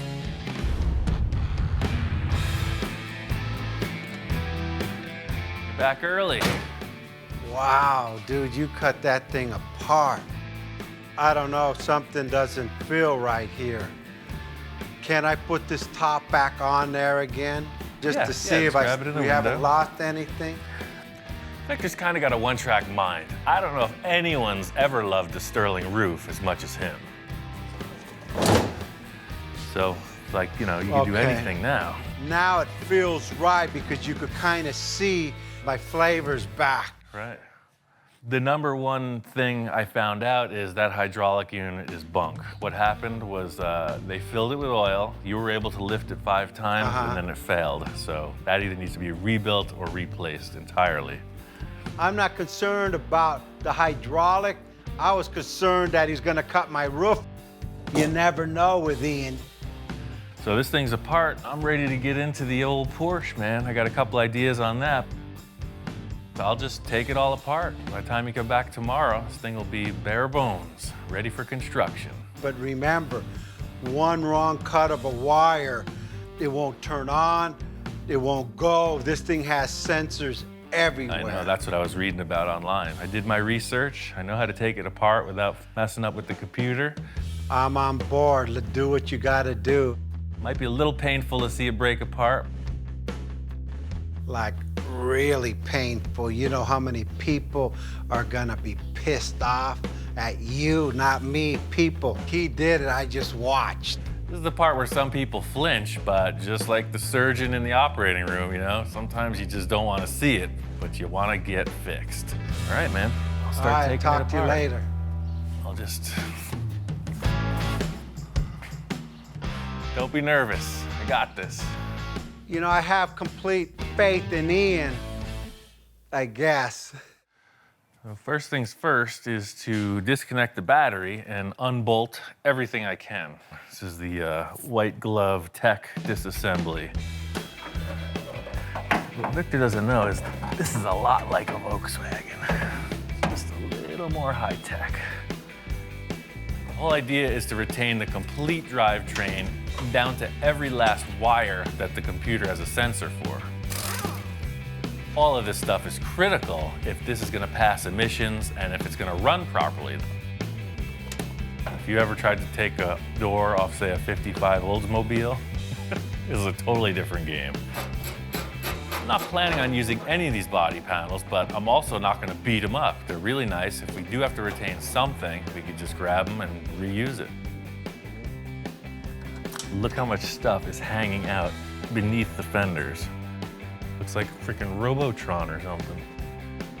If you could see how much room there is in the front of this car, which is perfect for the low nose profile we want to get in the end result. The OG is in the house. It's not my house, but we're still doing our same old thing. He's inspecting, he's checking stuff out, and I'm busy working as usual. What do you think? Like next level. I mean, we haven't done anything like this before. I don't think this dog is much into imports. You know, he likes the old school hot rods, customs. This is kind of a first. It's new territory. I'm guessing he's gonna warm up to it. I knew that everything from the doors forward was gonna unbolt. It came apart no problem. The back is a different story. I don't know what we're getting into. No turning back now. Waiting my whole life to do this.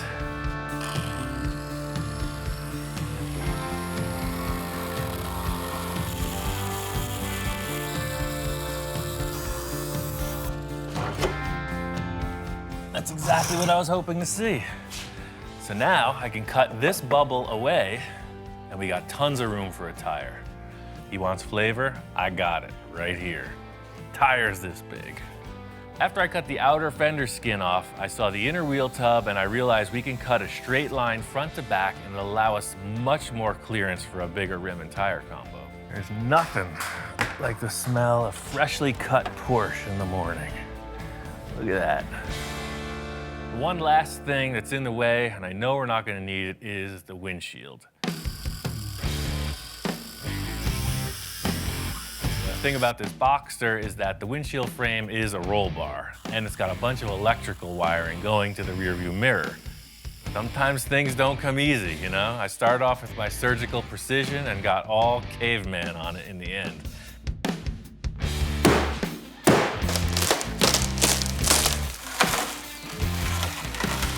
I love the choice Victor made with this Boxster. As a concept car, it's ideal. The fact that it's a convertible, all the structure's still there. That's a huge plus for a kit car scenario. If you cut the roof off a regular hardtop car, it gets flexible. It's a perfect base.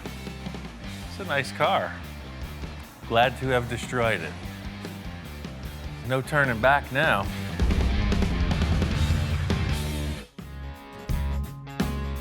This thing's looking like a blank slate. I'm really happy with the way it broke down. What the heck did you do to my Porsche? Victor comes in reacting in his typical way when he sees something that's pretty shocking. He's trying to hold it together. You know, I think he's a little concerned.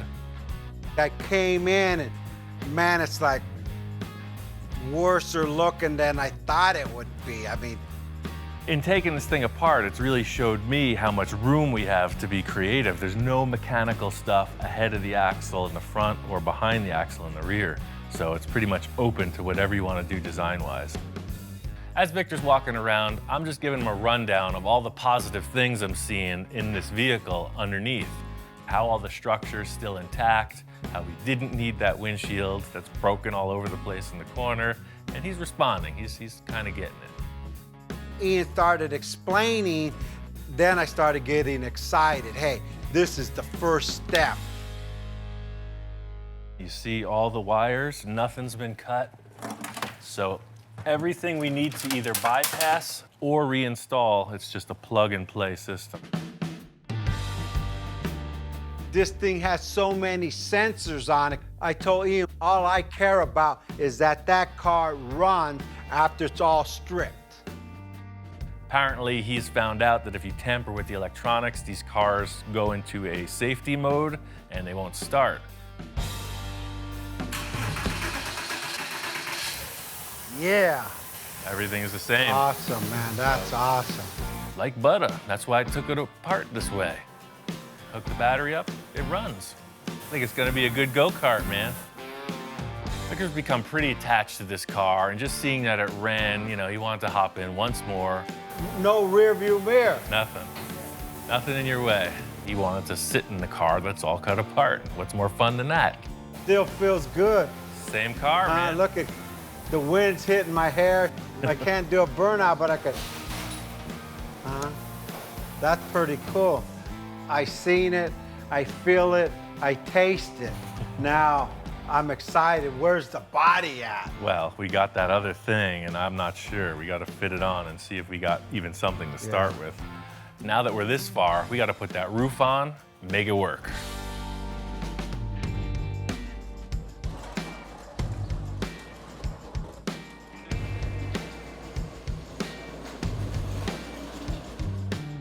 I mean, just to realize some form of an idea to hack two cars apart is a pretty big investment on your part. I hope something here is gonna work.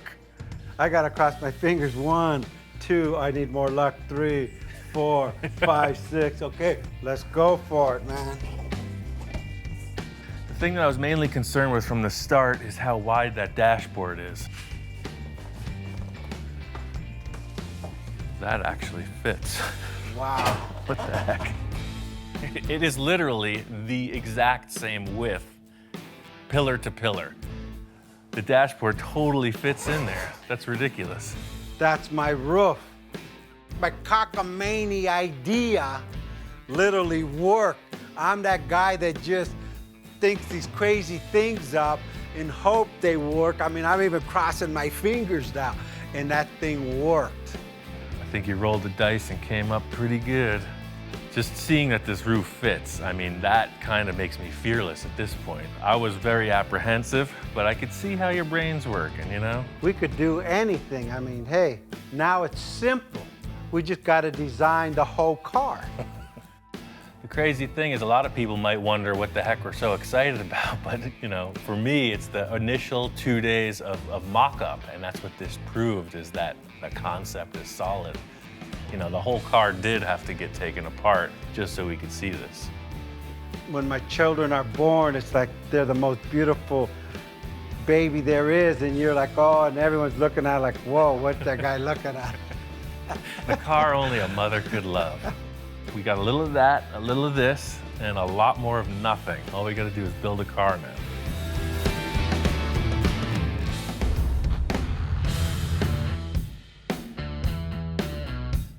Out here in Pasadena, the Art Center College of Design, their annual car show.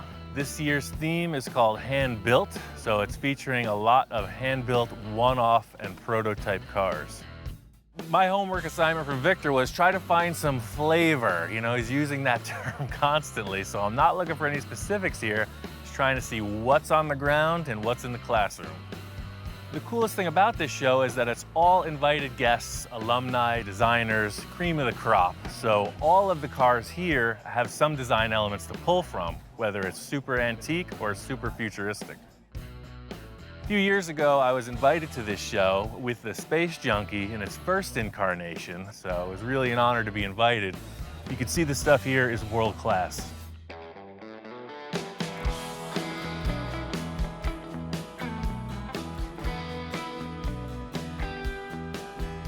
They got a lot of really expensive exotic cars here. I was looking at this McLaren mostly because it has a side vent profile that mimics what Victor and I were discussing. There's also a lot of stuff that I can't even pronounce. Carbon fiber, one-off prototype supercar stuff. This McLaren has a door that opens by a wave of your hand. I don't know how it works. A heat sensor? It's like the magic touch, look at that. Yes. Super cool. Some of the things I was really paying attention to were the side vents, the exhaust placement, all the different features on these supercars. This would be a pretty interesting design for Victor's windshield, where the center comes through like that. I love these little fins coming off too. You don't see that. Same thing, all these cars, they have that divot in here and then flat. Some of them you see the engine, some of them you don't. All of these artistic things you're seeing are also for function. Tons of air vents, streamlined, just everything about them is about making the car fast and efficient. There's one bluish black car, all hand-laid carbon fiber. The exhaust is incredible, the interior is unreal. It looks like a video game rendering, but in 3 dimensions. It's like looking at any artist's work. They go through this phase or that phase, you see the work progress. When you look at the early cars, you see how it's evolved into what's going down the road today. So you can see how they're kind of dated. You know, the more modern ones are way more radical than these. Same thing with this one. That's the crazy thing. When you see the super modern stuff, if you didn't know the history, you wouldn't be able to identify them just by the look. But after studying it for a bit, they're pretty easy to pick out. You know what brand's what when you're looking at certain aspects of the vehicle. Walking through the center of the show, this is where they have all of the hand-built one-off vehicles. A lot of aluminum bodies, just really incredible design and fabrication skill. I think this is freaking great, man. We're looking at this aluminum body that was made in the 50s or 60s. Very simple craftsmanship and tooling, and the result is like world-class finish. This guy knows his work for sure. This car is in bare metal, no filler, you can't see any seams, and there doesn't appear to be any waves in the panel work.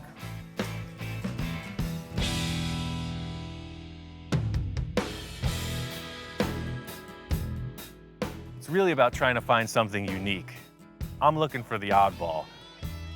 There's this 1936 Scarab. It's like a minivan from the past. Incredible. The thing I love about the 30s cars is the Art Deco stuff. This is totally inspired by some kind of an insect. You see the beetle on the front, the way this all opens up. I don't even care how this applies to the car we're doing, but come on. Flathead V8 in the back. I want this. I'll trade this guy 6 cars for this car.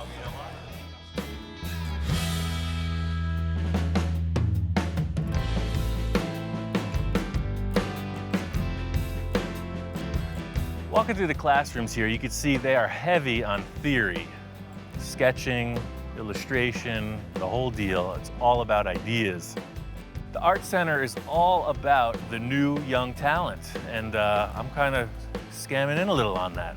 Checking out the classrooms, looking around, see what all the hot young designers are up to. It's really about trying to find something unique. I want something that's completely unidentifiable and like hypnotizing. I'm really charged up. I got a million ideas. I took a bunch of pictures I want to share with Victor. I think we're ready to get started on this build.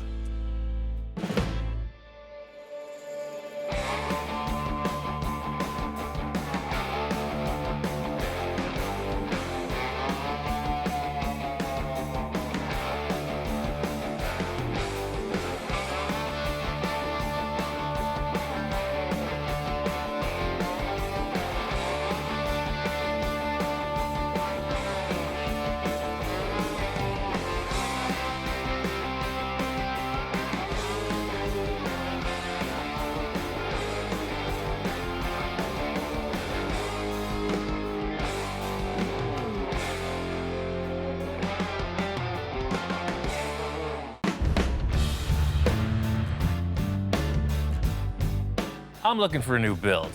A lot of the projects we've done in the past have been in a 1 or 2 month time frame. I'm really trying to do something that can expand on the process and go into uncharted territory. I've always got a few projects on hand. Right now I have a 29 Ford Model A Roadster pickup and a 29 Ford two-door sedan. These cars are hugely popular in the last few years because you can go a million different directions with it. You lower this thing, chop the top, big engine, wild paint job, you got a nice vehicle. This Roadster pickup was going to be a bit more of a conservative project. I've got 4 full fenders, hood, grille, and I was hoping to make a removable hardtop roof. It's like a giant go-kart. If you've driven one, you know, they're super fun. This one's set up kind of highboy style. I was thinking maybe full fendered, something a little bit more adult looking. For me, I like the crazy stuff, something that's really going to challenge me. So I've got a few hot rod projects, I got a couple other ideas, but I really just want to see what a few of my friends have going on also.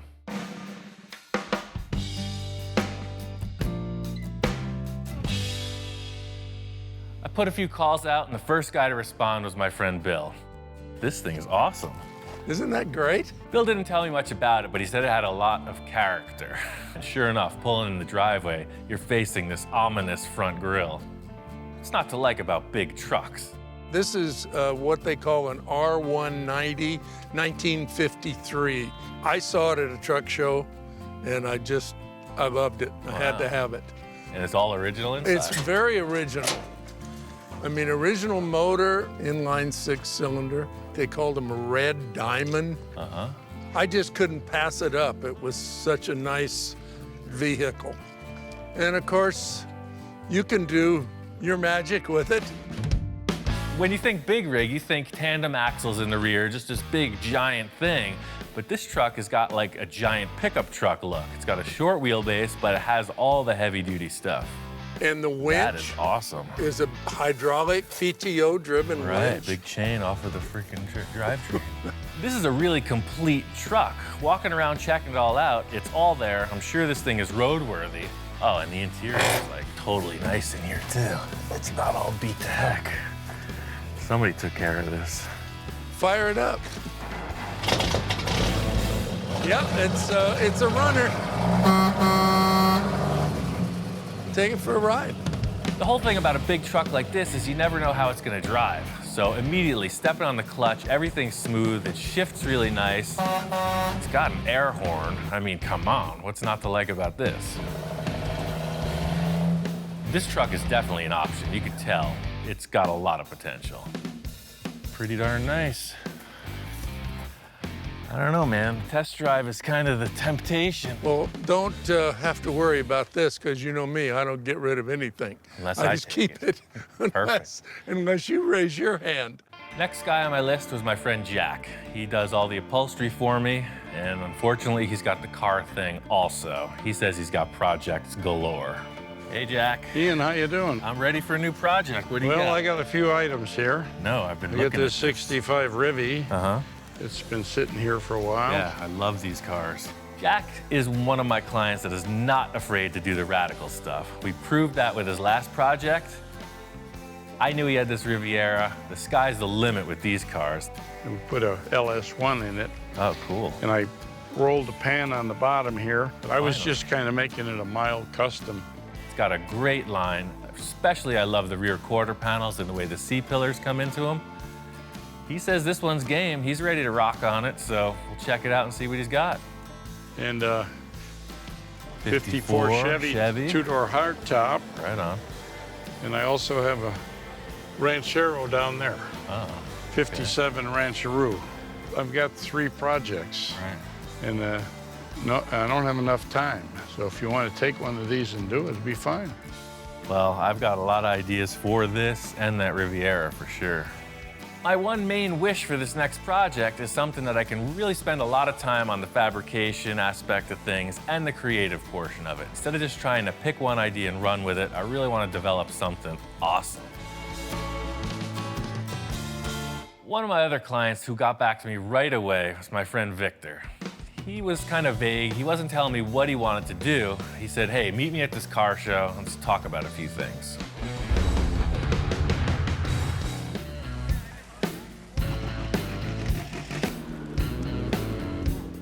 I was searching around for clients who wanted to do a new project. Victor called me out. He said he's got a couple ideas. He was kind of vague. He wasn't telling me what he wanted to do. He said, hey, meet me at this car show. Let's talk about a few things. Victor's one of my wildest clients. We've done a lot of really crazy stuff, and he just can't seem to get enough. So him calling me out to this car show, I'm just wondering what's brewing.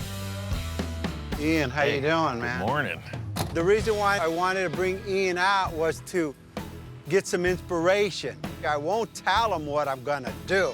I'll let him feel it. I mean, we've done so many other projects. I want to stretch his ability to the next level. We walk right in the gate and there's a beautiful Mercury Custom. I know Victor's all about those, so I'm figuring, yeah, here we go, another lead sled. I think we need a different flavor. Rolls Royce. I'm not ready for that. You're not ready to be chauffeured around? You still want to drive? You're always asking for more room. How about just making smaller cars? I mean, you could do like this. You could do 10 of these in the space it takes to put one Merc. This car show is all over the map. It's kind of a game of pin the tail on the donkey. I just don't know where the donkey is. Yeah, check this out over here.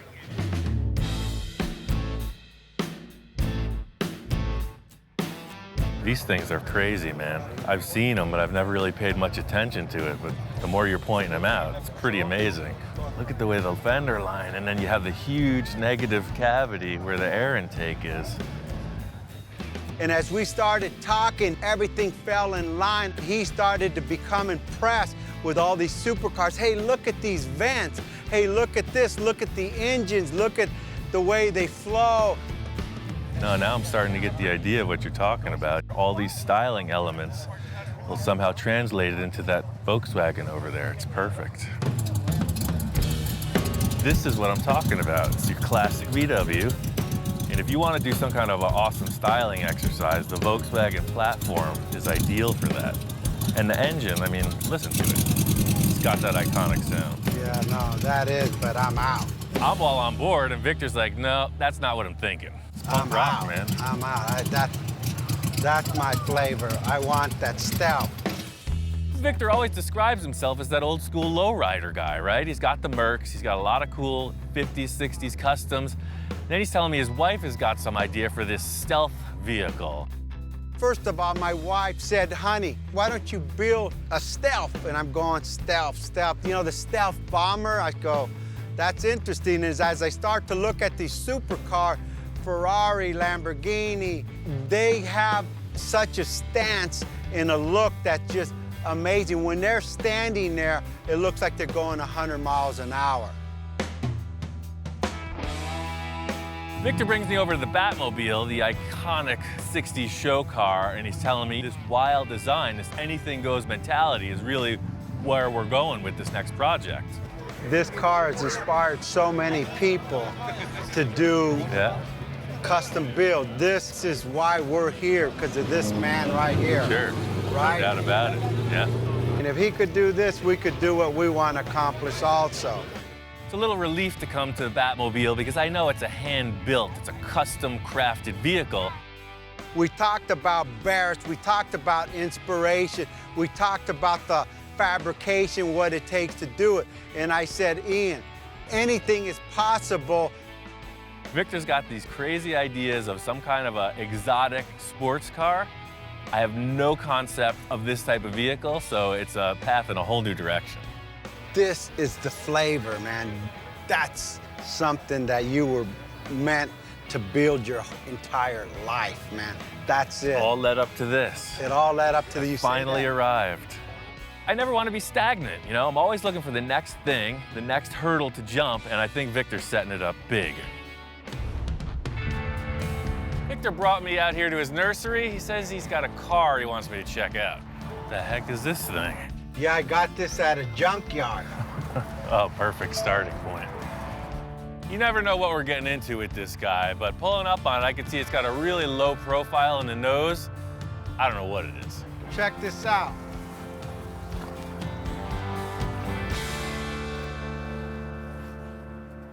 What the heck is this, a Sterling? I don't know, nothing. They just delivered it. They were gonna crush this thing. I said, no, no, no. This is our starting point. No, we're building a world-class show car. We need this ugly duckling from the junkyard. I get it. Yes. Perfect. That's your MO. Everything you've done has been a pile of doo-doo, comes out to a pile of diamonds, right? Doo-doo diamonds, baby. That's what we do here. It's a kit car from the 70s. It's not exactly a Lamborghini.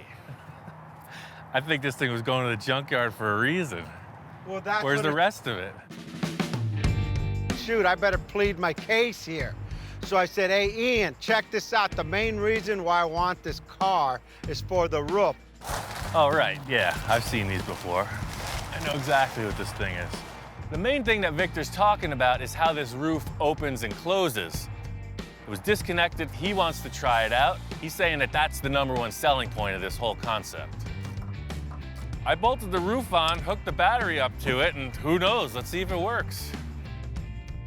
Well, I guess fire it up. Let's do it. Yeah, yeah, huh? Now that's what I'm talking about. Totally works. That's smooth, too. Yeah, yeah, baby. That's freaking cool. Yeah, then you get in. This is the coolest, ugliest car I've ever seen. See?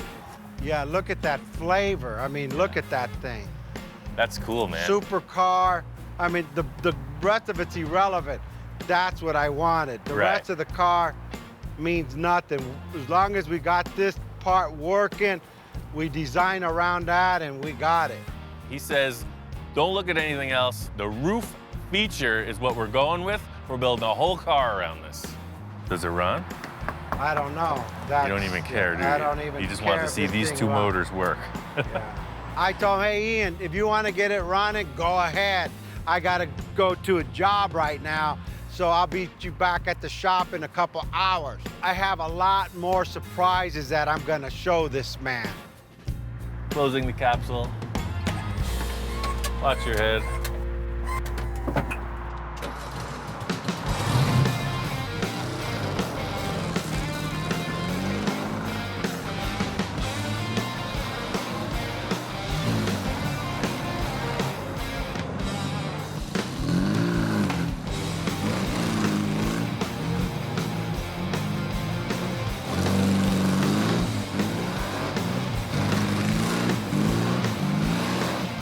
It moves around pretty good, but supercar it is not. I can't wait to get it back to Victor and see what he's got planned. I'm really not sure where Victor's going with this whole concept, but he's happy with the way the roof functions. You know, I just wanted to get it to his shop and discuss it further, find out what's really happening. Hey, Ian, you beat me back to the shop, Dude, man. I got this thing running. I drove it all the way here. Everything about it works. The roof opens. It's all about just changing the look of this thing. I'm glad to see you got it running, but I'm not really concerned with that. Let me show you what I'm thinking. Remember, I don't want a kit car, and I don't want a Sterling, and I don't want a Volkswagen. I don't like anything in the front end of this thing. Nothing. Me either. We're looking at the front of the car, and he's like, I don't like any of it. We're gonna delete this. He comes around to the back. He says, I don't like any of it. We're gonna delete that. He's looking at the sides. We're gonna get rid of most of this, and we're gonna enhance everything, which is a pretty vague description. I hear you, man. All we gotta do is change everything. Typical story. I got a lot of ideas, but I don't want to really spit them all out or tell them to him, because I want some of his input too. Remember, we're building a supercar. We're not building a 50s custom one-off, one-of-a-kind, That's the what I most love awesome about car this, out right? there. Yeah. With all the other stuff I considered, that's why I was hooked on your idea at the car show, because, you know, it's kind of like what we're doing with the customs. There's no rules. It's just a different shaped car.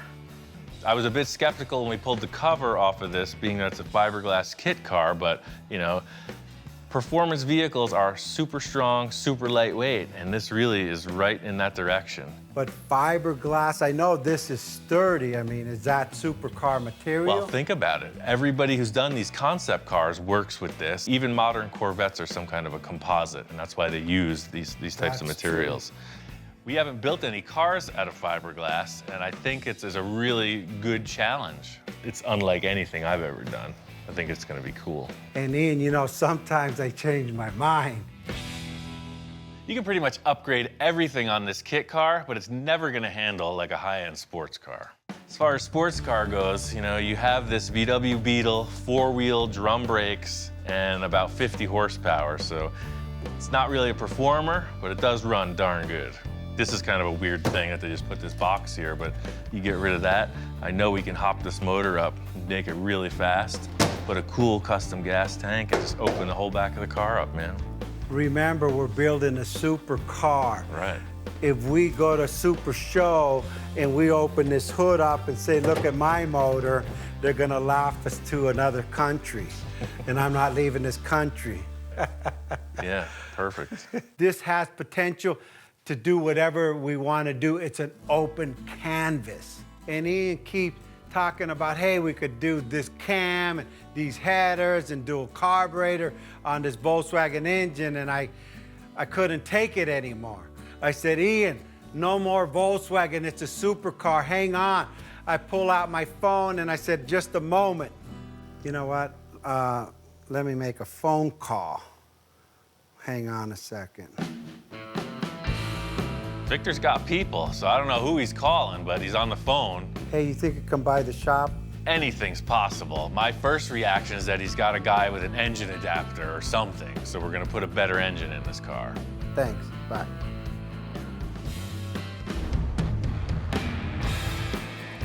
Check this out. Wow.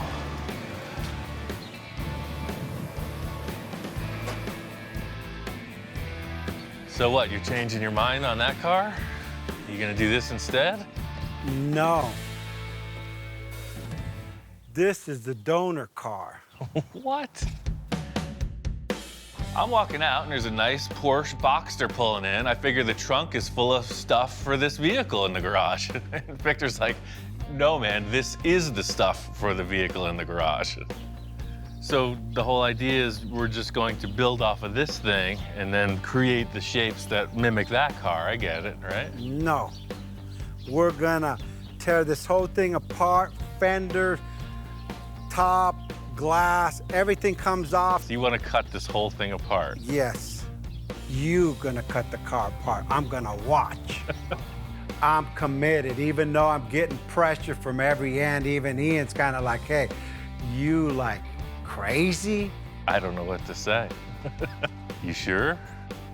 I wanted to start with a good foundation. I mean, we got a new car. It's a 2000 Porsche versus a 1970 Volkswagen falling apart, riggedy-raggedy car. I want to take the best of both cars, Ian. That's pretty crazy, man. You're up in the game once again. Can I drive it around for one night? Can I go on a date? He wants to go on a date. You could have the thing, because you're going to cut it apart. Dinner? Well, it still runs. Wow.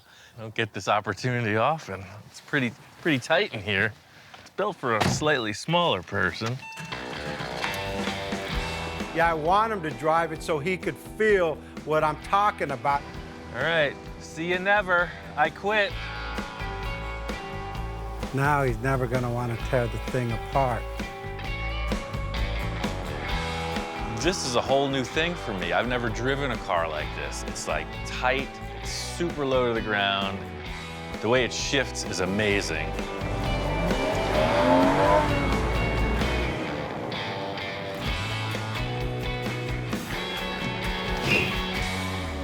Man, this thing is fun.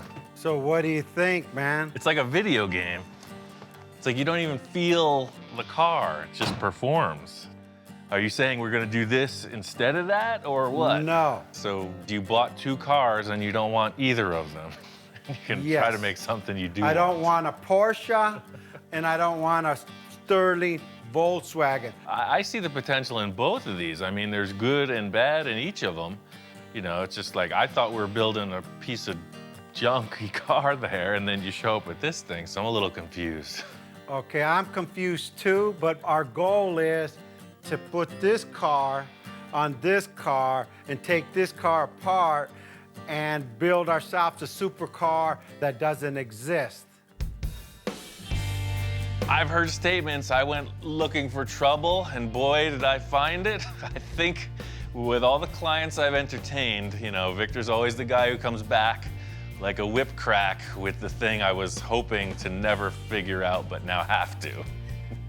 We built things that didn't even exist. Hey, you even made me furniture. Yeah. So why can't you make that into this and this into that, or vice versa, or up and down all around? Does that clarify it, or do you want plans now? Crystal clear. Yeah, it's perfect. The main thing I'm understanding in Victor's mission statement here is that he wants it to act like a Porsche, have the flavor of some kind of a sterling sports car roof opening thing, and be completely unique and world class and the best thing anyone's ever seen. So it's a pretty short order. I think we should handle this perfectly. I think it's gonna be okay.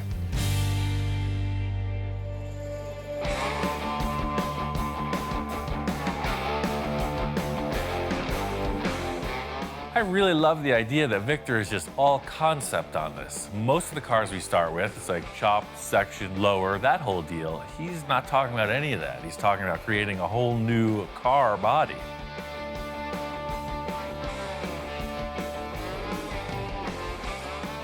You know, I'm stuck in the 50s concept, mercury cut, chop, bubble, all this. And now, you know, because of my wife, she brought it up. Can you build a stealth car? You guys could build everything out. And you brag that you and Ian can achieve anything. Why don't you build a stealth car? And I said, holy moly, here it goes. I'm both intimidated and excited. This is pretty high-end stuff in my world, and there ain't nothing to it but to do it. We'll figure it out as we go.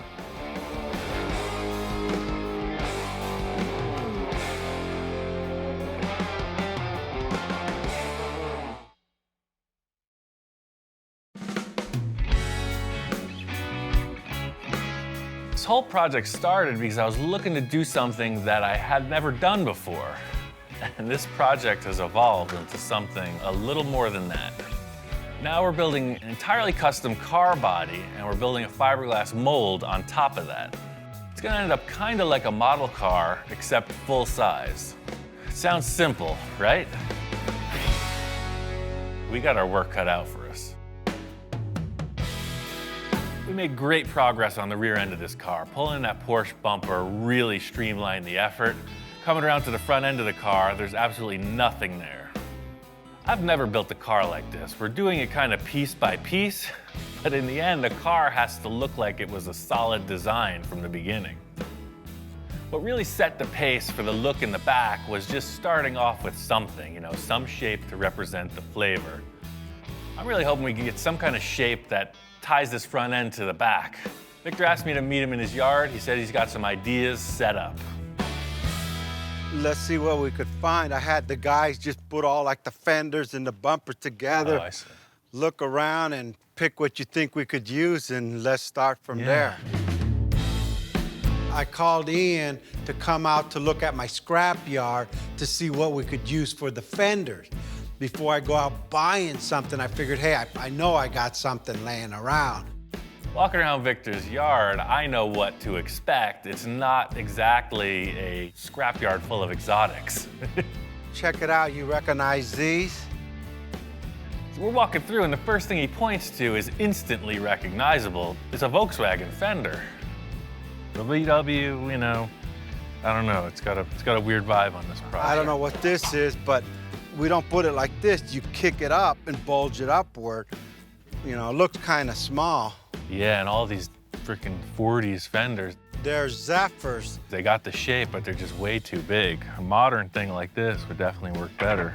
I told Victor we could use any body panels we want, but they actually have to be the right contour, the right panels, so we can achieve the design we're looking for. I got some other stuff in the corner there. Let's see what we got there. I've acquired 25 years worth of stuff. My wife calls it junk. I call it treasures. Oh yeah, I recognize the remnants of this car, but see, this is kind of the thing I was thinking. See, this is a way more modern looking fender lip opening. But that's too square. I'm just looking for that round fender point. I just need the point. This could be closer to it, but even this doesn't have enough roundness to it. You know, I know these parts are pretty rough. I mean, like really rough. But hey, with Ian, you never know what he comes up with. Yeah, check these ones out. This, I think, would be more like it. I don't know what this is from. It's probably a newer, I don't know what these are. It looks like they got caught on fire. Yeah. What the heck, both of them? Yeah, I got a little fried there. It's got these two burned up fenders. Even though they're not really pretty, they do have a more modern look. The Zephyr and the VW are very exaggerated, and these are a little more streamlined. It wouldn't sit like this. There again, we kick it up. You know, you open this up so it goes around the tire, and we got this little arch here so we could go down with the hood. That may be something you could work with. What do you think? Victor's got a lot of wild ideas. You know, he's totally shucking and jiving. He's giving me the sales pitch of the century, saying we can pull this off with the parts that he's got. We just got to get him in the shop, see what happens. Just like everybody says, hey, if you build it, I will come. If I give you the points, Ian will make it work. Right. That's my philosophy. Here he goes. He's pulling me into another three-ring circus. Well, what's up with this bumper here? What the heck's this about? Building projects like this behind my back? It's something I picked up at Pomona. I mean, the price was right, I didn't need it, and I bought it. Looking at this bumper Victor has, it's definitely from a tuner car. It's not really the flavor we're going for, but it just might be a starting point. I don't know if this will just fit right on the car, but it's like the rear bumper. It's a perfect starting point. You know, we'll change the styling somehow, but it's already a fiberglass bumper. All right, let's try that out. I'll grab you the got two two fenders. fenders in this. I mean, see what it does. Pretty loose looking pile of parts we got here. There is some potential, we just got to get it in the shop and see.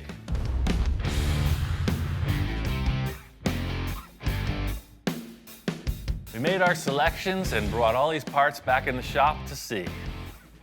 We're working with nothing here, blank slate. First order business is to try to mock up some parts. The Sterling's square, and that's just not what we're going for. See, I mean, everything's out of proportion, but the way I seen it was like this. I'm just looking at this point going down into the hood. All this will be discarded. This is all I'm looking for, and actually up higher. The whole style of the front end we're trying to create here is sort of like raised fenders, super low hood height. Put these burned up fenders on the car, and it's sort of the direction we're looking to go. These are already way better than the Sterling because they're so much rounder. You know, we're getting away from this flat, faceted shape, and you got an arch, man. It's working. It kind of fits. This is how Henry Ford did it. I'm sure. The only thing he didn't have was cordless tools, man. The concept we're creating here is nothing different than any customizer's ever done since all this started. You know, you have some handmade stuff, but you're using production pieces and you're warping them into your own new flavor. I mean, looking at the rear fender, you know, again, you're gonna enhance it a bit, but it's a way better starting point than that flat Sterling thing. And still, I know you're gonna want it way more up in the center, but see how we can just do the same thing as the rear, just pie cut it, segment it, pull it down, and we'll just have to add some kind of curvature to the top. I can see these fenders getting us to where we need to go, but I really want to put on the nose piece too. You know, it's all got to work together. It's pretty loose, man. It's the face only a mother could love. Yeah, to be frank, it's terrible. I think the clinical term would be butt ugly. This front bumper isn't really what we can use. I mean, in the end, it's kind of less than spectacular. It's, for now, I'm gonna call it a placeholder. It's out of proportion. The fenders, something doesn't feel right. They did look curved out in that lot, but once they're here on the car, they appear pretty flat. These burned up fenders kind of have the look, but they're not really offering us that arched fender that comes down into this valley area in the hood that we're looking for. I'm gonna lay a sheet of aluminum in there, just try to visualize what these contours can offer potentially, and just see if it's gonna work. I get what you wanna modify here, but there's still something about this transition that's bugging me. Putting these parts together, you know, it's a base, it's a starting point. I'm just kinda not feeling it. I'm just wondering if there's other options. You know, all this is really good developmentally, but we're using kind of passenger car parts. You were looking for the exotic stuff, you know, maybe the Porsche thing isn't that bad of an option. It worked, the original ones, right? It worked great in the back. You know, it's just a way more bulgy shape. It, you know, might just add to this. The whole thing with a solid mock-up is the light bulb goes off, right? Ideas start flowing, and it's just not happening. What we need is something that gives us the green light. I mean, this is a way more sporty shape than the stuff we're working with. Look, the light almost wants to be there. I mean, we don't want to give a Porsche look away, but. I like the position, the way you positioned it. It just, the lights are bothering me. It's not what I'm envisioning. Yeah, I agree. They're a dead giveaway. You don't want it to look like a Porsche, so I'm trying to figure out how to cheat it a little, you know? Car's definitely wider than it was, so kind of change the angle a bit, you know, exaggerate the proportions, and it might work. This is way more representative of that transition to the valley you're talking about. I mean, maybe a Porsche fender is kind of the best option. Yeah, and then once the light comes off and then all this metal comes all the way down and meets the bumper, then whatever light we decide to put in here, and there's my valley, right? Sure. There's my valley. Yeah, maybe just tape over them, primer them like we did the back, just gray it out. These fenders seem like a good choice. I'm gonna mock them up, rough out some tape lines, just kind of see what it's gonna have to offer three-dimensionally. Victor's big concern is that he doesn't want this to look like a modified Porsche. You know, we're using these parts, but in the end, I'm sure it's gonna look like one of a kind. I could see that working, man. It's nothing that I would take home to my wife at this point. You know, one step at a time, man. Nobody said it was gonna be easy. I know Victor's pretty nervous about this mock-up. It's totally loose. I got a couple ideas. I think we could pull this off. I just gotta pull another rabbit out of the hat. You got a general idea of how this thing's gonna look. First thing I need to do is trim off a bunch of the material from the front of the roof. This is just like the trimming back of a freaking shrubbery. You get rid of the stuff you don't want. This whole roof shape is gonna change. But again, the parts that are critical that Victor wanted are still intact. Victor's always about the inspiration, so he's brought in a number of inspirational reference points. I got a couple of other ideas for him.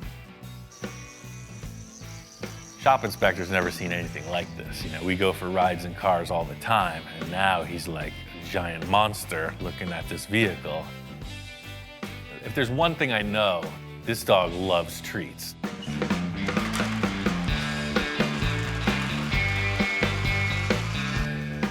Supercars. Super dog food delivery. Aside from all the busy work, you know, we got a car to build, on to the next.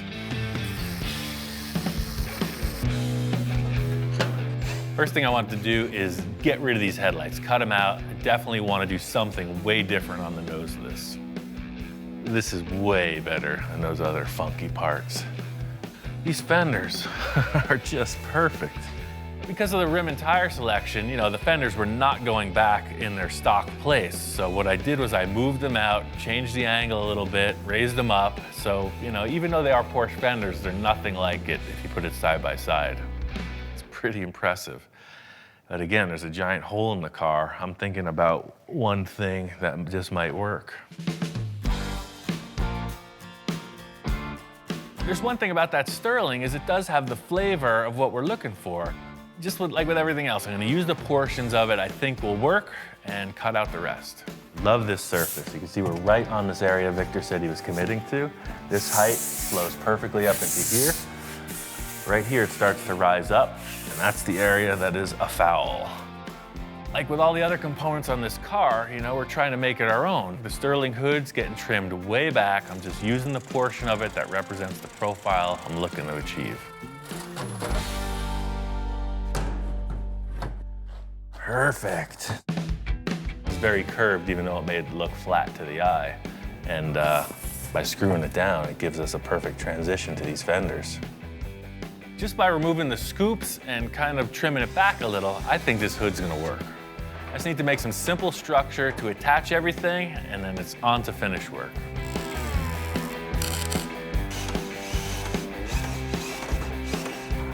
Using these aluminum sheets, it's the same process as in the rear, just trying to create a contour, something to build off, and the look that I want. Being that this car is gonna have a mold on it, in the end, the construction here, anything goes. It's purely a mock-up. Now we're getting somewhere.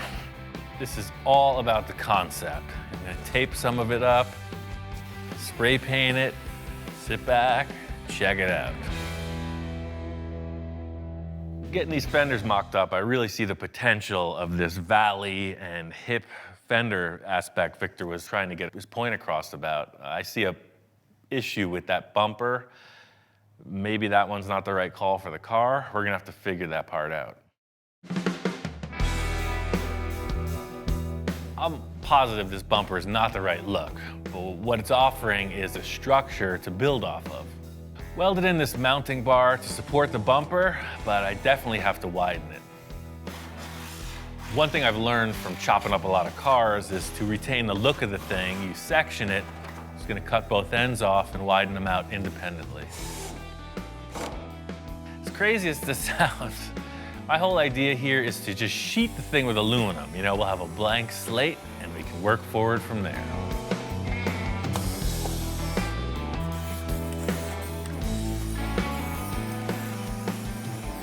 If you hold your hands just right and squint hard enough, it's really starting to look like something.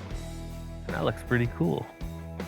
I like the way this is shaping up. We're gonna match the other side and we're gonna get a lot closer. This car is definitely looking a lot different than the last time Victor saw it, and I am curious of what his thoughts are. Before Victor gets in, I really wanted to nail this concept, so I went ahead and did some finish work. I laminated the aluminum and the fenders with fiberglass and then went over that with body filler and, starting to present a finished surface. I took a bit of a leap of faith on all the work on the hood. I hope Victor likes it. Ian, what's going on? Hey, man, just fleshing this thing out. Wow, what a difference. Last time I seen the car, I was having nightmares because the car wasn't quite coming out the way I see it. I love the lines, and there we go again. We got the fenders going down, I got my valley, then it looks like it ties in with what's going on in the back. Yeah, that skirt was just a generic layup for me to get some symmetry in the thing. That other tuner car bumper is a little strange, so whatever you want to do, man, it's ready. Victor loves the idea of the blank slate. Setting it up like this just gives you every opportunity to discuss more design. I was so tripped out last night when I woke up, man. This morning I got out of bed and I've been shopping. I need to get a front end on this thing, and I looked at 20 different styles, and I think I found the right one. Victor says he's got something else to add to the car. You know, I never know what to expect. All right, I'm gonna go grab it out of my truck. At this point, I'm thinking, hey, it could be anything. You know, hopefully it's not a new rear bumper. Ian, check this out. You won't believe where I found this. What the heck is that off of? It's a Lamborghini front end. Wow. Found a Lamborghini junkyard. A Don't ask Lamborghini me junkyard. what year. This is not what I was expecting at all. You see, I'm going about it with a bunch of aluminum foil and body filler, and he pulls out the supercar card. That's good stuff. It's not what I was expecting. Expensive. My back pocket's hurting. There's nothing here. Look. Wow. Does that look familiar? Wow. You're going for That's it, man. it. That's the right call. That's all I got left. You know, the other thing looked kind of like a Honda tuner car. This thing is nasty. I love the way that those two things come together. You don't get that when it's separate. And there's your vents. That'll work for the two radiators on each side, right? For sure. That thing's mean. Hopefully it fits and we don't have to hack it up like the other one. Just mocking up this Lamborghini nose, it's the look, you know? It's night and day between what we're starting with, that tuner car bumper, and this. It's like a super aggressive, really low. It's just a whole higher level of design. You know, sometimes I come in with something or use stuff I have laying around, and I gotta really pitch these to them.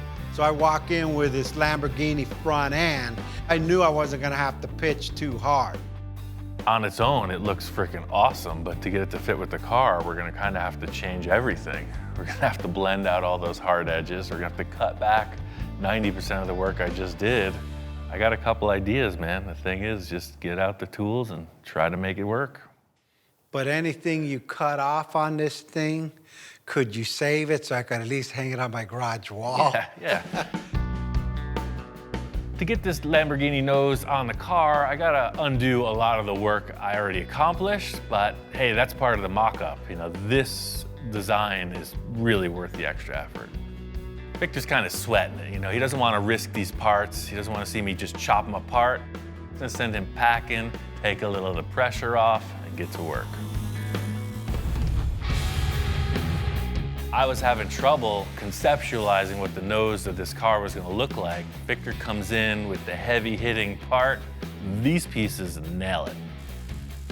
My idea is heavy surgery. I'm gonna cut back everything I just did, splice this piece in, remount it, blend it together. And fitting up this nose, just trying to make it look like one piece. Somebody's gonna not be able to realize that it's 5 different concepts all mashed together. Definitely cutting off this edge here. So I put 2 fasteners, one on each side of that.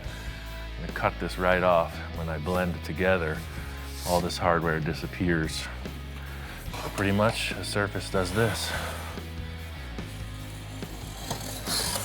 I don't know if you can see it, but I can. The whole thing with this process is it's kind of so reaching in the dark, you know? It's just looking for these little glimpses of hope to carry you through, because trust me, this isn't easy. This is like the challenge of a lifetime, and we're going about it pretty haphazardly. To fill in these gaps, the same process as with the fenders, just some aluminum sheeting, fiberglass, filler.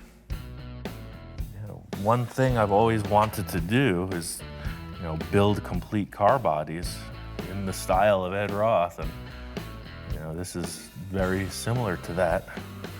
Glomming a whole bunch of stuff together, no matter what it is, and then making a mold on it.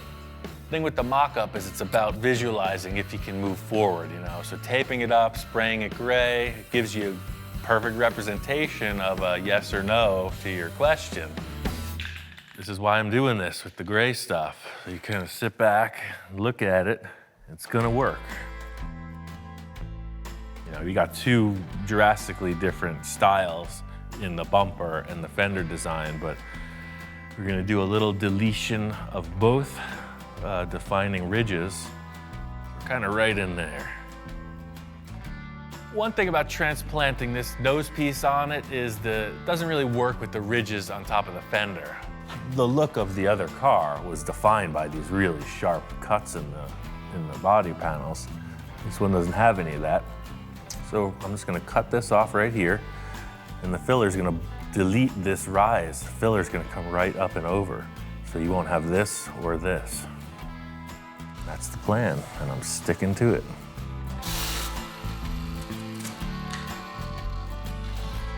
Victor gives me all these exotic car parts, and I get to destroy them. It's the best job I ever had. In trying to make this thing look a little less identifiable, on the side vents, we softened the edges on that, trying to get away from that, round it off a little bit, and make it our own. I'm really happy with the progress we made on the front of the car. The nose looks awesome. It's really gonna define the styling for the rest of the car. The roof needs a ton of work, and there's no sides on the car. We got a huge challenge ahead.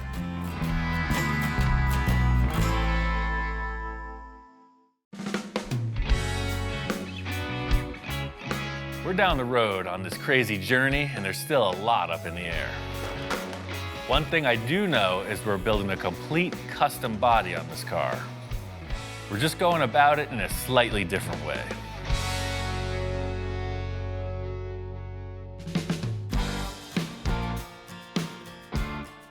Moved into a new lab, got a new workshop.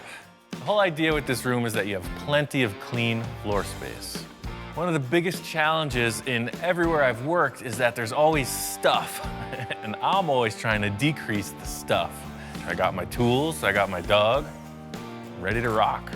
The whole idea was getting this in the room, is now we are in the artist studio. I got the car up on these little roller dollies. We can spin it around, get up high, down low, nothing in the way. Because really, that's it. You gotta have that line, It's gotta look good. Victor and I were up at Gene Winfield's. He had a whole bunch of fiberglass bodies, and I knew we had to go in that direction with this car. But Gene was molding cars that already exist, like a 51 Merc or a Ferrari F40, but we don't have that option. We have to create the car first. It's just like this car model. Imagine we had a full-size 57 Chevy, and we made a mold on it. We would end up with a car body just like this. We have to create our car body first. The cool thing is we can use any car part we want. We can customize it, hand shape it, whatever. It just has to be strong enough to build a mold on. We can move fast. We can make changes on the fly. We've never done anything like this before. I'm super excited. It's just gonna be a ton of work. The whole idea with setting up the car in the shop like this is it's gonna be a big debate between Victor and I as to how it turns out in the end. Set up these fenders just as a representation of something over the rear wheels. I know Victor loves the idea of this really low trough. You'll see the engine and the other components in here. This is directly in the way. First things first, I want to get into the rear portion of this design. Because it's a mid-engine, we both want to show that engine off, and there's a bunch of stock sheet metal I want to get out of the way, come up with some concepts for the back end. So this is an element of structure. I'm just gonna make it look way cooler.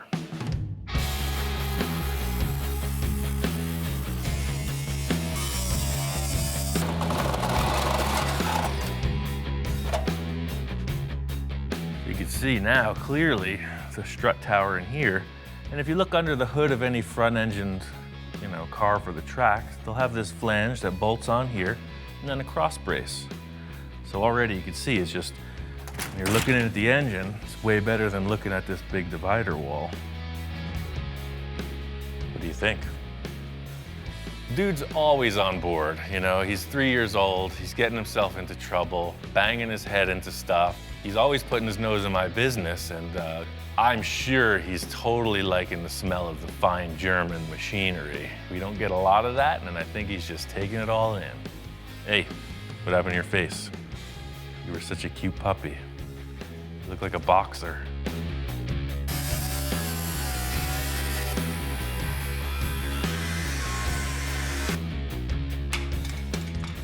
Getting all this metal cut out of the way, it's exactly what I was looking for. The engine will be exposed, but now I gotta put some structure in there, and I got a couple ideas how to make that happen.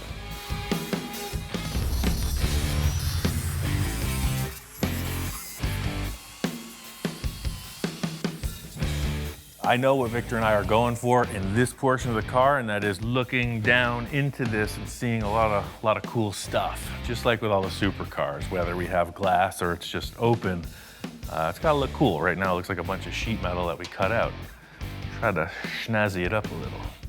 Now that I got all this metal cut out, my idea is to put in like an upper strut support. It would be easy just to throw a piece of tube in there, but I want it to look cool. Race cars, they try to lighten everything up. I'm gonna do the same here.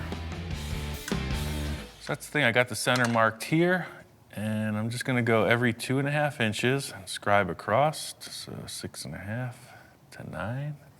I'll just center punch, drill all these with a hole saw, and it'll just look like a nice lightened race car style bracket. I'm just gonna pre-drill these with a 1/4 inch hole and then hole saw it up to, I think, about 1 inch, whatever looks appropriate.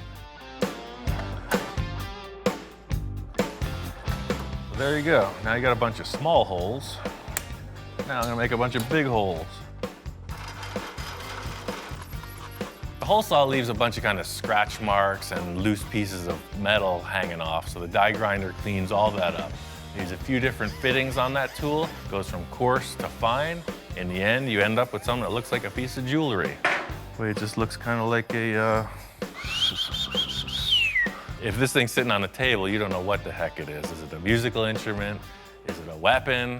Is it an upper strut support bar? Who knows?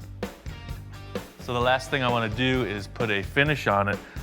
Eastwood's got this cool surface finishing tool. It provides like a brushed finish. You hear like brushed aluminum, brushed stainless. You see it on your refrigerator or something like that.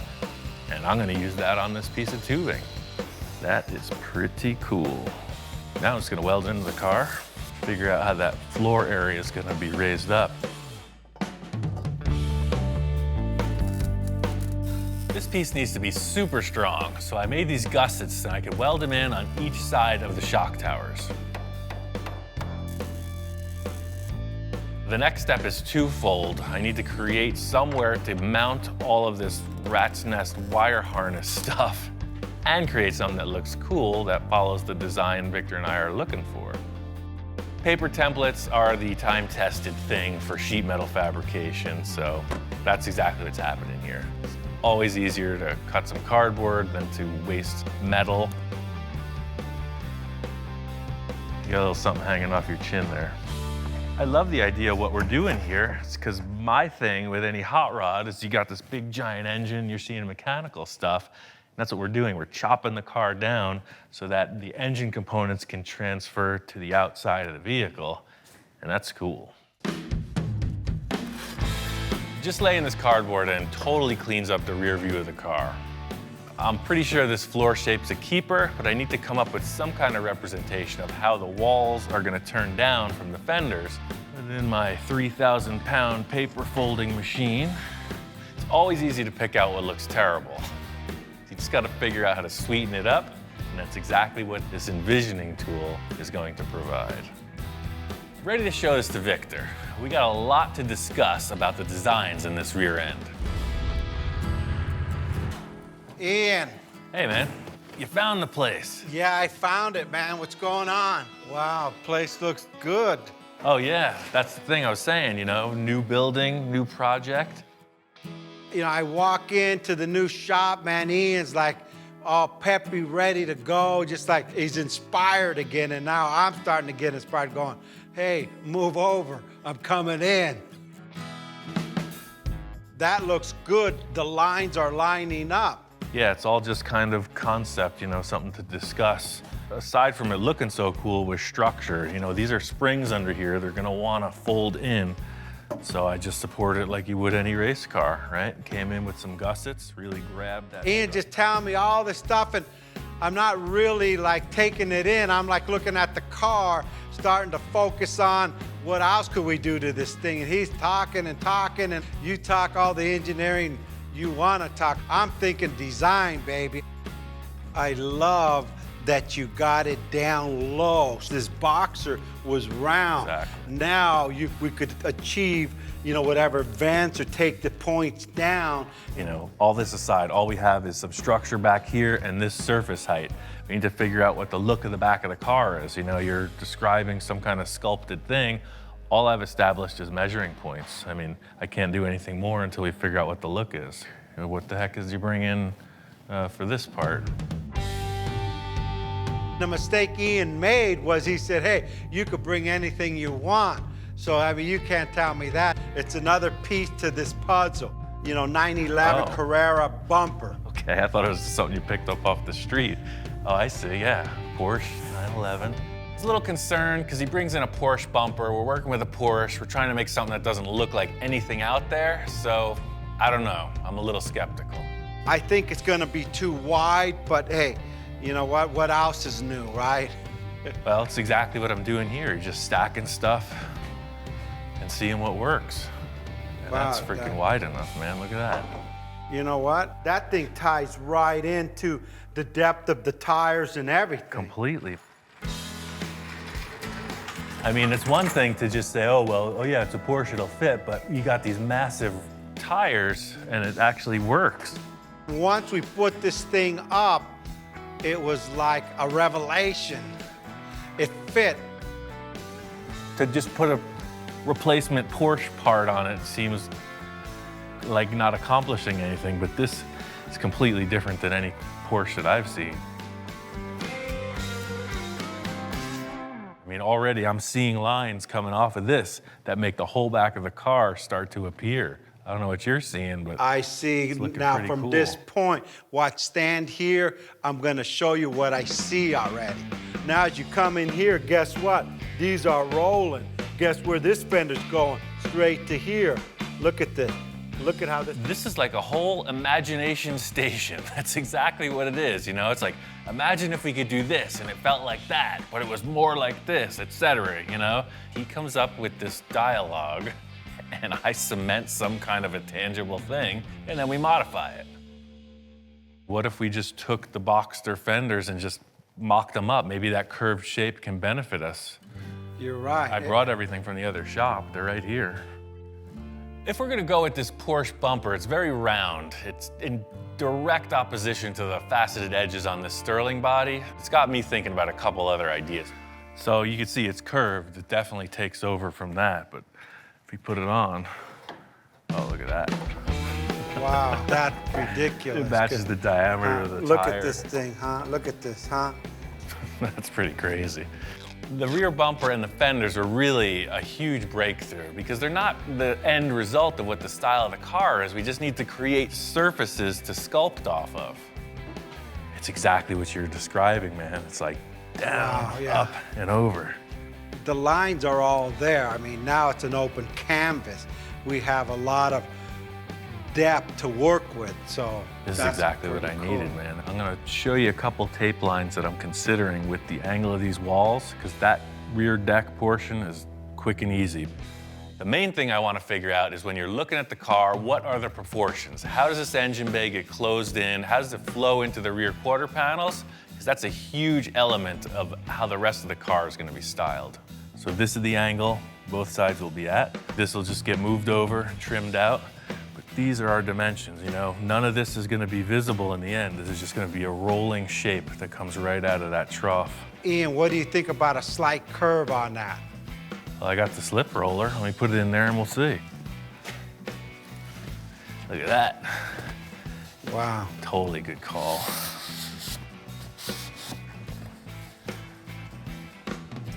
Oh yeah, that changes it from being a file cabinet to a sports car, man. Now you can see it won't be such a tight radius. It's just gonna flow right out over, down into here, and then you already have your fender built. This is exactly what I needed. I was looking for that new thing that I had never tried before, and Victor's going all in on this. It's starting to turn into something really awesome.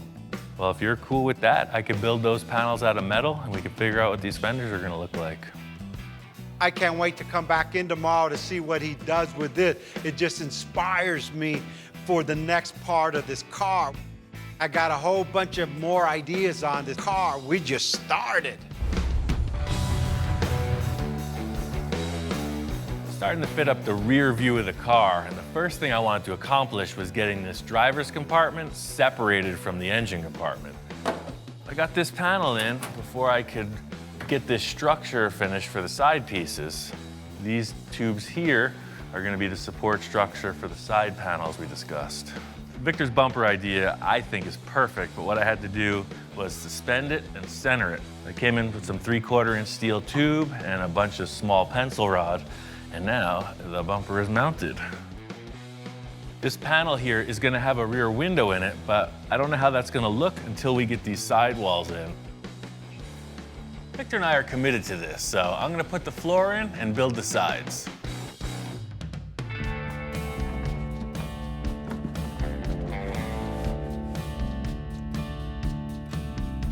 I was thinking about some kind of access hatch here with a hinge, pretty techy to build. Victor said, why don't we just hard it right on these two braces and this whole center panel just pulls out. I had all this scrap foam insulation outside, and by setting that up on the insulation, you can just run the jigsaw right through it.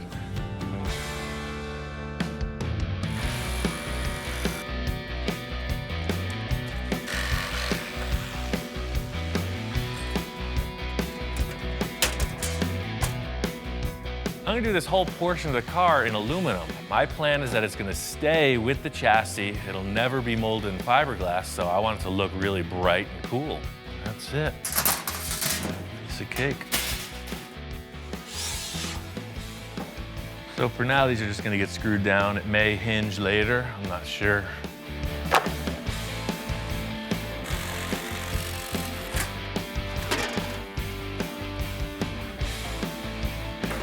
The whole thing with these panels and them being aluminum is that it was my choice that they stay with the car through to the end as a showpiece. So to see them in place is pretty satisfying.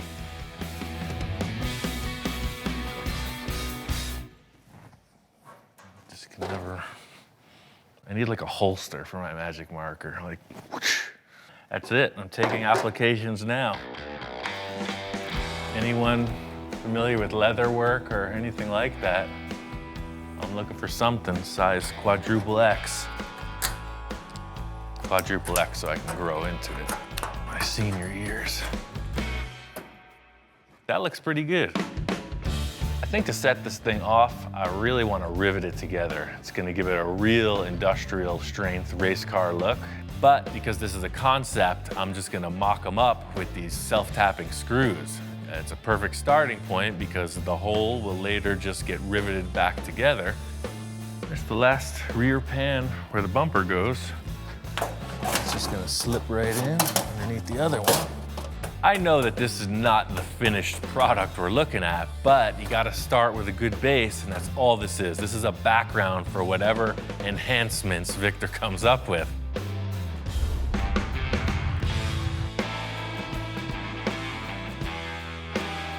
Came out to the Pomona swap meet with Victor. It's one of the largest swap meets there is. It's the go-to place to get what you gotta get.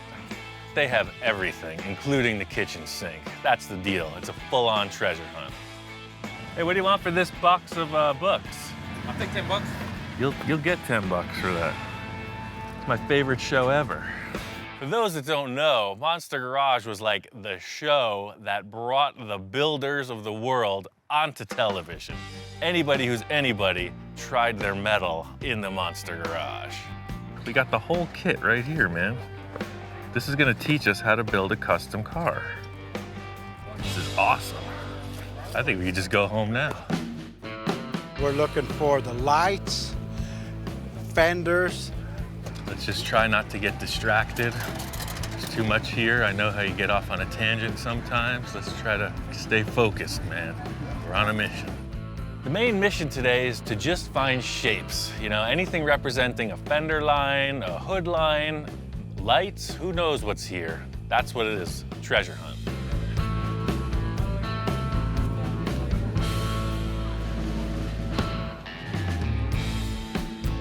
Now you know where I get all my crazy stuff. Yeah. This is like one of my main places to find all these parts that will fit any car that I got. Or I any like car how that professional their labeling is. I mean, definitely hit a few walls with that spray can style, man. It's too perfect. Here you go. Here's the radius of the front. There's a million other shapes in the world. Just because it's an old Plymouth, you know. Try to detach yourself, man. We're on the better side.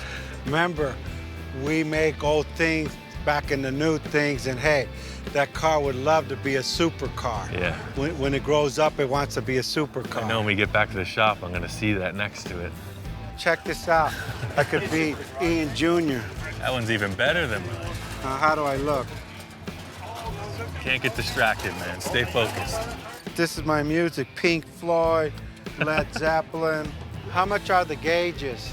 Check out that Manny Moen jack. Hey, Dan, how you doing? I'm Victor. Hey, I know that you want 1,200. All I got is 800 bucks. I know I'm rolling the dice here. What do you think? No.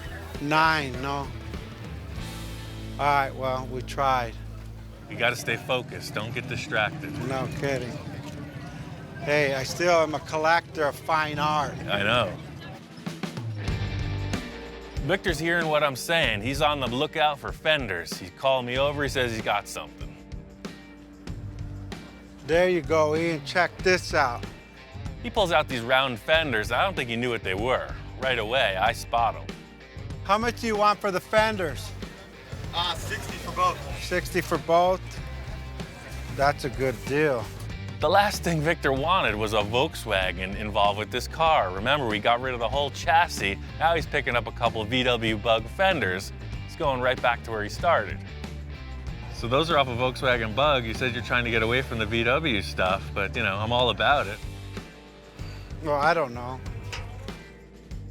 You don't want Volkswagen, you want a supercar, and then you're pulling out Volkswagen parts. It's like, just because I say anything goes doesn't mean anything goes. I'll pick it, you make it fit, that's not my problem. We've already discussed that. Yeah. Not only that, but walking around, we're in our element. You know, a lot of people who watch the show recognize Victor, and some of them even recognize me, which is even cooler. Man, I like your program, man. Thanks, glad you like it. I We're here like looking this guy, at too. I own a nursery too, man, like you, man. Where at? Maybe we could do business. Probably Central Klamath area. Oh, yeah. Okay, what do you got? You got a lot of native stuff? Desert stuff? All right, good, we'll do business. We even trade cars. We can even trade some cars. You made my day, man. You made my day. Right on. That's what we're here for. Well, we got books, we got gauges, I got a hat. We got everything but the fenders, man. Bottom line is, this isn't about the world's greatest swap meet quest. It's about building cars. We gotta get back to the lab.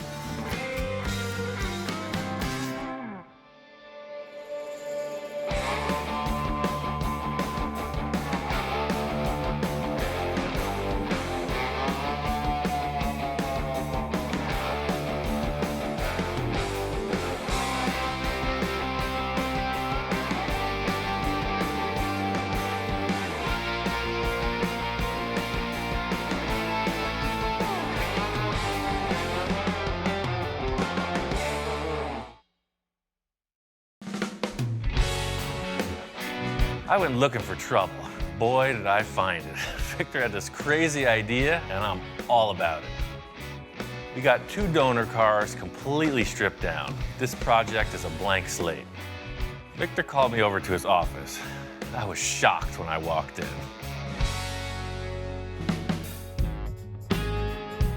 I guess Victor is taking us to the next level. His whole office appears to be covered in little pinups of all these different supercars, and I walk in and his hands are going everywhere, you know. I want some of this, I want some of that, going on and on. He's definitely a passionate man. I'm looking at all the literature, the internet, anything that had to do with supercar, and I'm taking pictures and pinning them up in my office.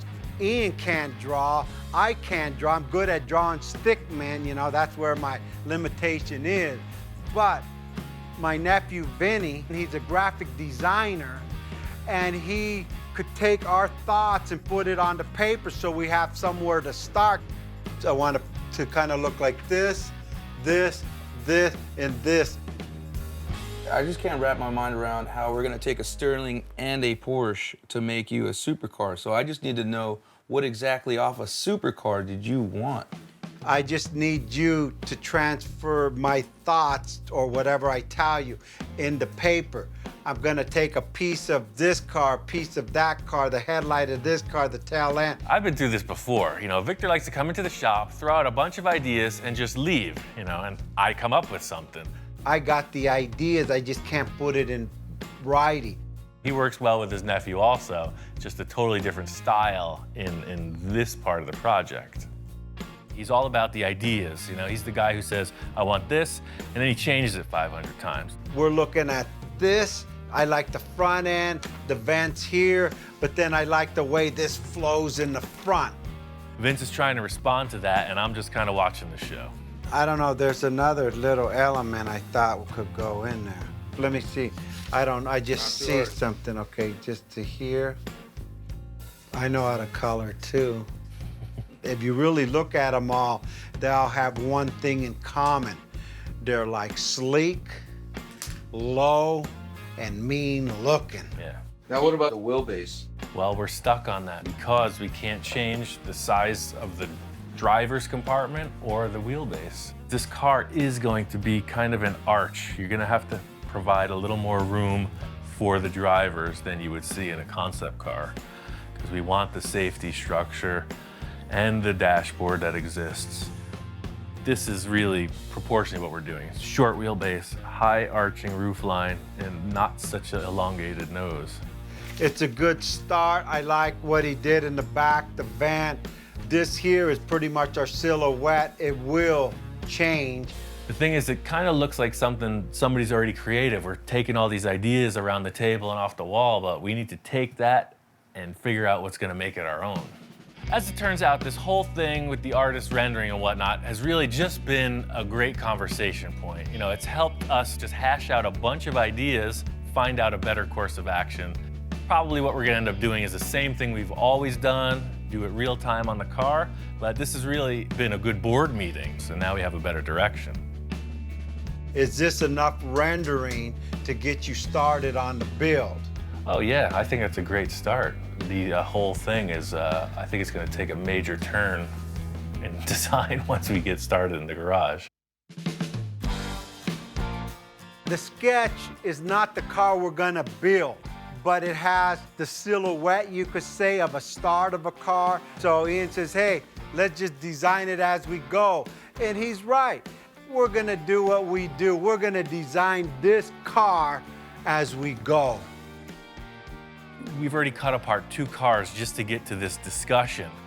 I think enough chit chat about this whole project. It's time to get busy.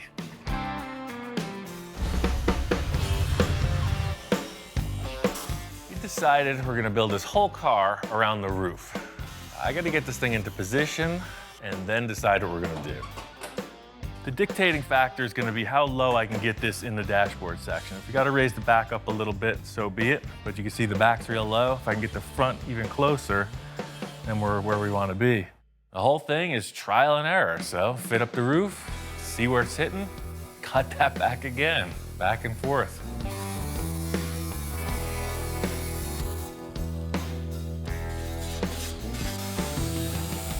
We've run out of Porsche to cut. We've got to go forward. That's it. Just gonna roll that edge down. That way it stays real strong in there. If Dr. Porsche could see me now, I'd be his #1 son. Better every time, baby. The thing that I'm really struggling with is I love the height of the back right here. This proportion to me is dynamite. But the whole roof itself is kind of tilting up because of the dashboard issue. The easy remedy would be to raise the back, make it symmetrical with the rocker panels, parallel. I just don't think that's gonna be the right look. I'll raise up the back a little bit.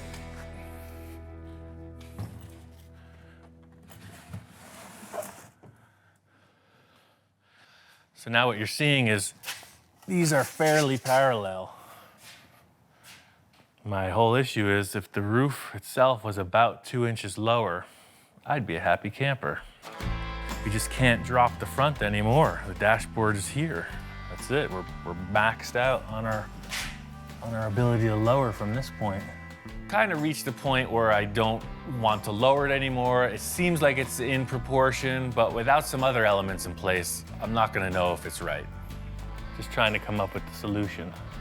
You know, right now I'm just looking at a roof on a chassis. Wonder if I shouldn't just mock those fenders on here. Maybe if I put the fenders on, it won't look so high up. Might just cut that car apart and just get some representation of a fender height.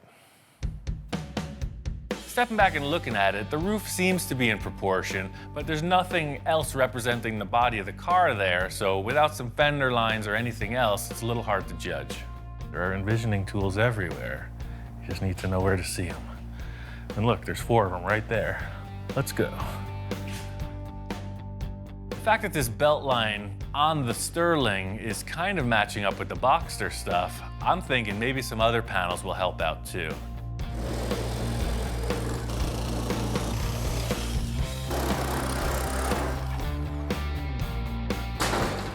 So with this envisioning tool, you'll see all that framework was messing up the vibe. Aha. Supercar, baby. That's what this was missing. Now all of a sudden the roof is way down. This is by no means what we're building. It's just another representation for discussion. This is the same effort that we did the other day with Vince in the illustration room. This is my kind of discussion on styling and what's possible because we have all the real world parameters in front of us.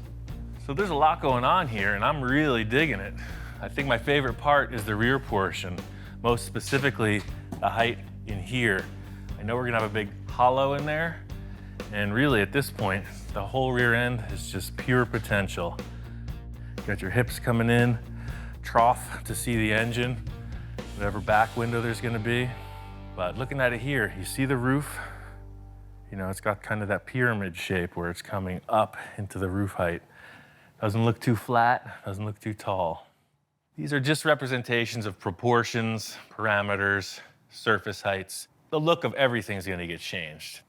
One thing I notice about supercars is that they are ultimately low profile. Looking at this thing, the proportions are a bit off. It's critical that the stance is right on the money, especially from the starting point. I gotta lower this thing. A lot of times when I build a lowered car, I'll just bottom it out, create the body around it, and then raise it up. I think we're gonna do the same thing here. Victor and I already discussed, he's going for a whole suspension upgrade. I don't wanna disassemble anything, so I'm just gonna cut the springs out of this and drop it.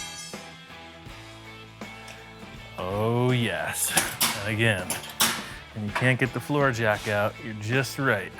At this stage, I've mocked up a lot, but that doesn't even begin to tell the story of how the car is gonna flesh out. What we've represented is a series of panels, ride height, anything goes from here.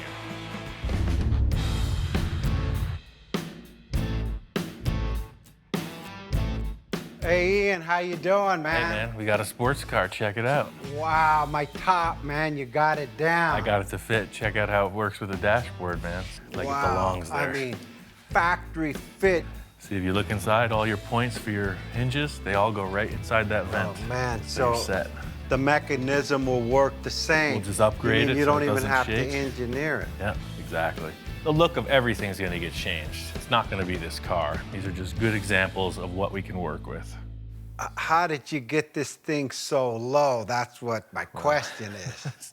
Sort of like the windshield on the Porsche. I had to get a little caveman on it, and I just cut your springs out.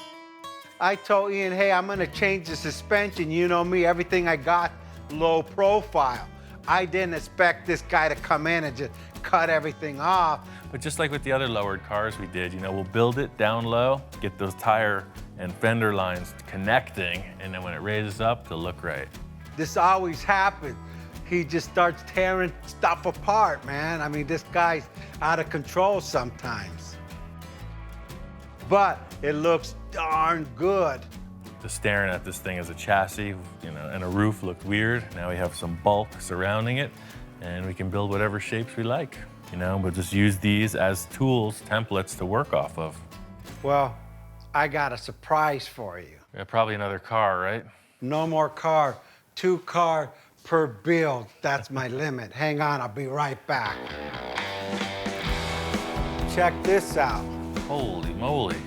I took them from my kid's project. All right, he's all about the big diameter rims. Yeah, they're on my kid's car in the other shop, so don't scratch them. He don't know I took them off. He just got these things. Yeah, he's always going to the Dub show. They're 24-inch rims. Yeah, 24 by 12. And look at the freaking low-profile tires, man. That's wild. I mean, this is what a sports car would have. Super flat track with wide, big diameter rims. This is what keeps our arrangement spicy. Victor comes in with the crazy stuff. We try it out. If it works, it sticks. If not, we get rid of it. Let me go grab the front one so you could check that out too. Yeah, man. I'll be right Put back. these things on. I guess they're a little bit smaller. They're only 22s. Only 22s, perfect. But hopefully these will fit on, or this is gonna be close. Oh, I see. Yeah, but you'll have that rake, just like, you know, hot rod stuff. Big and little. Big in the back, smaller in the front. What the heck? Let's put them on and see how it looks.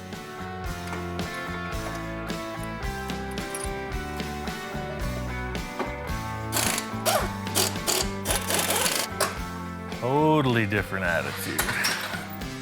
Well, you used up all your clearance, man. Can't get no more than that. That's the thing about the taller tires, man. It's just way more aggressive. Totally cool. It's almost like putting a suit on a car. It just brings out the sparkle. It's a little bit too blingy maybe for this car, but it gives it the stance. Look at it's wide. Wow. Just make it look more aggressive, you know, big and little tires. Just give it that down, nose down stance. Clearance is perfect. We take this radius all the way to this point to the ground. Remember, we're gonna be on the ground. Yeah, I get you. Now with some type of air suspension. Good call on the big diameter rims, man. I wasn't know what to expect when you walked in the door, but they work. In the end, who knows? Probably change the wheels out. You know, the tire size and diameter looks great. You know, the rim is simply a style choice. Those stock Porsche set is not gonna happen. That's the difference between soccer mom and superhero right there. You're all about it. Victor and I are committing to the size and diameter of the wheels and tires. I'm not 100% sure about the styling. One thing I know is they're expensive. I'm gonna cover them up and work around it. Victor loved the placement of the roof, how it came down to the dashboard, so this flange goes with it. It's what the weather strip attaches to. It's probably gonna stay in the car, even though we're gonna modify it through the door jamb area. We're trying to build this car around the roof. So it's all about connecting it to the Porsche so we can work around it. My goal is to just get this thing fastened in place, functioning manually. Ed Ross said it, big mess, big success, so it's gotta get really bad before it gets any better.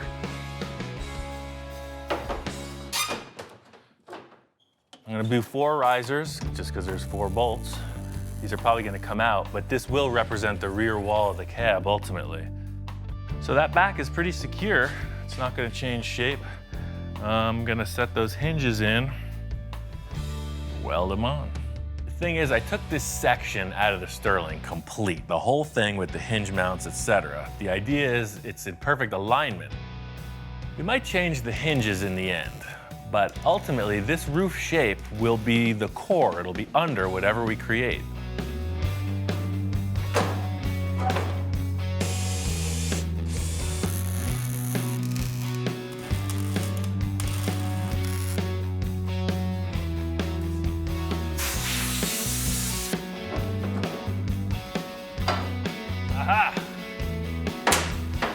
It works.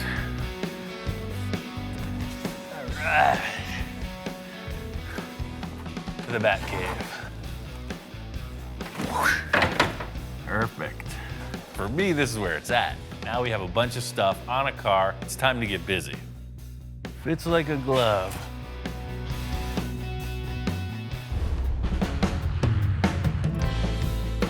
Now that the roof is on, we are set to make a complete custom body. With all the concepts Victor's talking about, I think fiberglass is gonna be the perfect medium to build this entire body out of. It's gonna be a new challenge, but I think I know the guy who can point us in the right direction.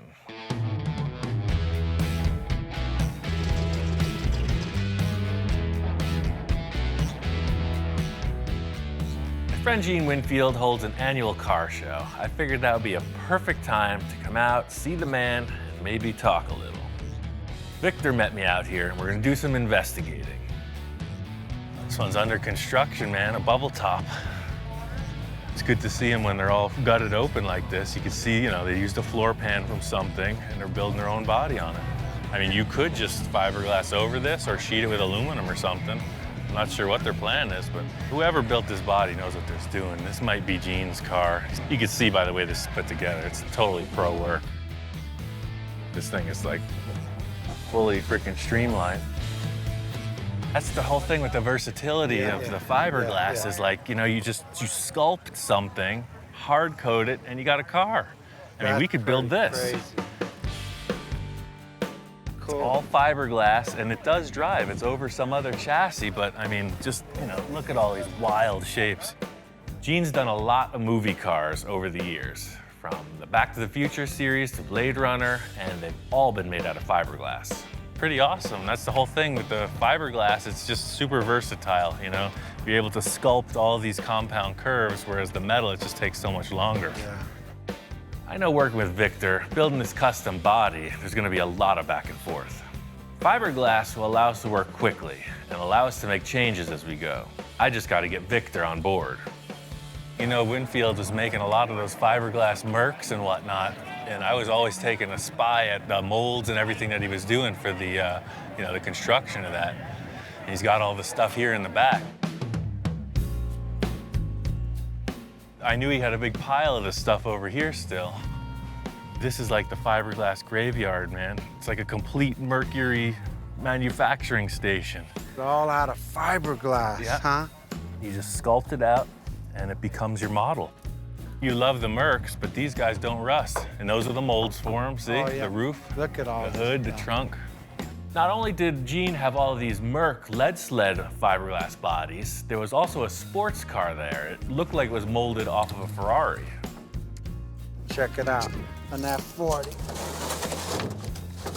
Right there, huh? Wow. Now That's a mean machine right there. Right there. Walking around, I think Victor's starting to see the potential in all this stuff. He's knocking car bodies out one after the other. We gotta follow the same course.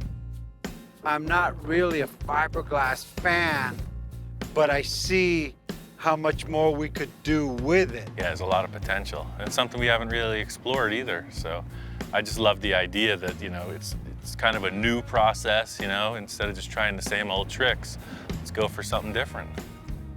And when you could go from some space-age vehicle to a F40 to a Mercury, I mean, that's pretty amazing, all in fiberglass. See, there's one of the fiberglass Mercs hanging on his sign right there. Is there Ian Roussel around here anywhere? Hey, man. Hey, there he is. Come on around. Oh, okay. Howdy, good to see you again. Great to see you. Good show, as usual, man. Everybody's here. Yeah, I was showing off the stuff to Victor in the back because we're gonna make a sculpted fiberglass body, something more sports car-y, you know, along those lines. Yeah. Really low. How you gonna make the plug? Well, that's what we're trying to figure out. We don't know what we're doing, and I said, this guy already knows. Gene knew exactly what I was after and started giving me the inside tips. He's filling me in on 60+ years of fabrication experience, and I'm just trying to take it all in. And then we bond over it. It's a lot of work. I figured that. I have a little background in model and mold making, and Gene's giving me the whole spiel, A to Z, and it's really helping me out. It's the only way you can do it. Okay. It takes hours and hours, but I had a feeling it's a lot of work, but we're gonna give it a shot. You never know. Thank you. You're welcome. Once again, with the wisdom. So I just talked with Gene. He laid out the whole process, A through Z. And this fiberglass thing, I know it's gonna give us that super rigid, lightweight, supercar, sports car feel. And something you'll be able to mold and enhance it. If we don't like it, we could adjust it. After seeing the pile of stuff he's got and him explaining it, I think we could nail this. He told me, just like with the bubble top, we could do it.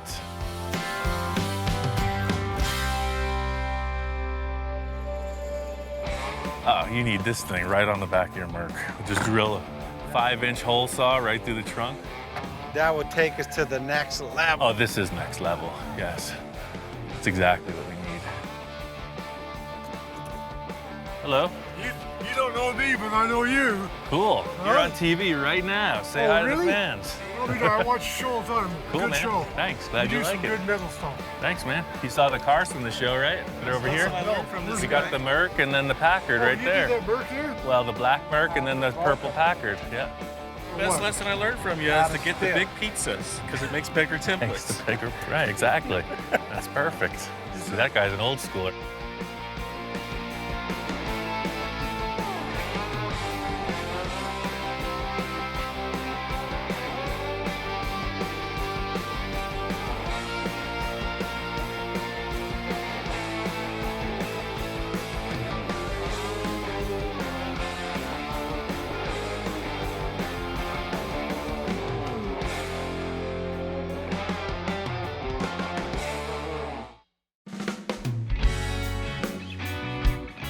It's a long journey, but this build is beginning to take shape.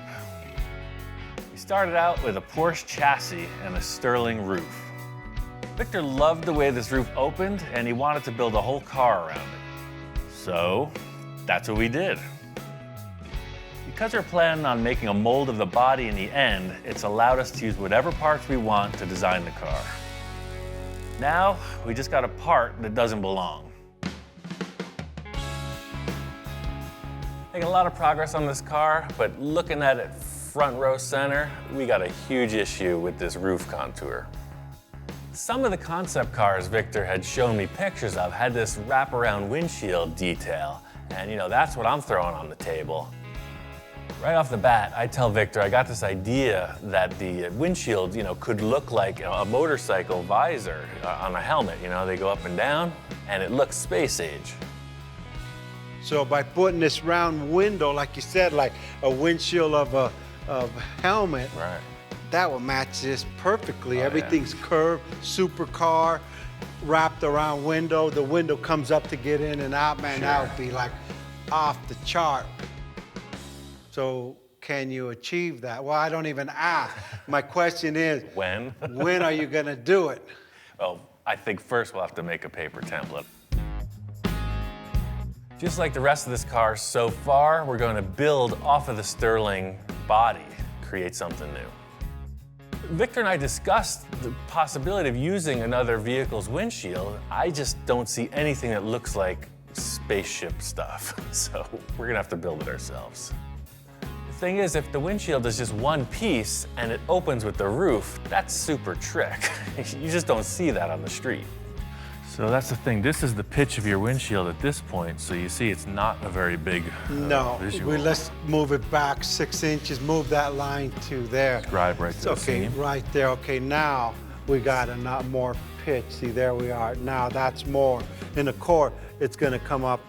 Just like the rest of the car, the Sterling is now just a template tool. So I'm laying up cardboard on it because I know it's even and symmetrical, and just seeing what kind of curve it'll offer. With this idea of this curved windshield, a flat rooftop just isn't gonna look right. It's gonna look like somebody sawed the top of the car off, so it's gotta all contour together to complement the nose. Like you're saying, and you got your freaking rise. Yep, we got our little arc there. So I'm just gonna make an exact template of this window, and we'll flip it over to that side, so this curve that's coming up around the back will then turn around the exact opposite. I think Victor's main goal with this roof is to do something you just don't see. He uses these words, these big words like iconic, timeless, supercar. His loose perception of reality is easily translated by my forehands. So you want to create like a little dome shape off the roof, like up there, like That's that, right? it. That's what's missing. I love the idea of this mock-up with the cardboard for the one-piece wraparound windshield. It's exactly what I was thinking. Motorcycle helmet visor. I think it's a keeper. Finally, we get rid of the ugliest part of the car, man. Let's just bury that Sterling. We bury the rest of it. Just don't dig it up again. Dude, that was my inspiration. The Sterling started the whole project, so that hurts. And the Porsche Sterling, how do you think it feels? Oh, it's done. I think I sold Victor on this idea. There's nothing to it but to do it.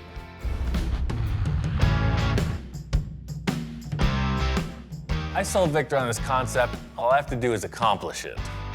So this is the template for the windshield. You know, this cool visor-like wraparound deal. The challenge here is getting this template into a good plastic template. It needs to be like a rainbow. The plan here is to get down with my bad self. I got some acrylic sheet. I'm gonna make a better template that should represent this windshield in its three-dimensional grandeur. The reason I'm using acrylic is because it's very representative of how any material that supports itself will curve. The potential to create a glass piece in the end is totally possible by forming this out with acrylic sheet. Like I was saying with the paper template, this acrylic template still needs to be refined. The main thing I was working with here was this surface and the wraparound to create the new roof. You can see here, all these mismatch in spaces is just the simple second time around on the template. All I have to do is just take a tape order and increase it by that much all the way around. But that's the thing. We had to know what the plastic was gonna do on the roof edge before we could build it. I'm really happy with the way this windshield experiment is coming together. The whole thing is getting the roof contour to complement it. That's what's really gonna sell the concept. We know what the windshield's gonna do as far as what the acrylic template will allow. And now to build this top of the roof contour, you know, there's a million ways to go about it. You know, my first thought, maybe find another car roof, or maybe a giant shape that has this dome I can splice off and use. But I've got another idea, and I really wanna try it out. Nothing says supercar like a big bundle of cardboard on the roof. I had 10 gallons of this stuff from another project. What it is, it's a 2-part expanding foam. So sort of like you put your catalyst in the body filler and mix it, that's the same process here. It's 50-50 ratio, 1 part to 1 part. I just don't really know how much it expands. Like, will this amount become that amount? I don't know. I like experimenting, bottom line. So if I do 2 of these of A and B, that's a gallon. I think 2 gallons.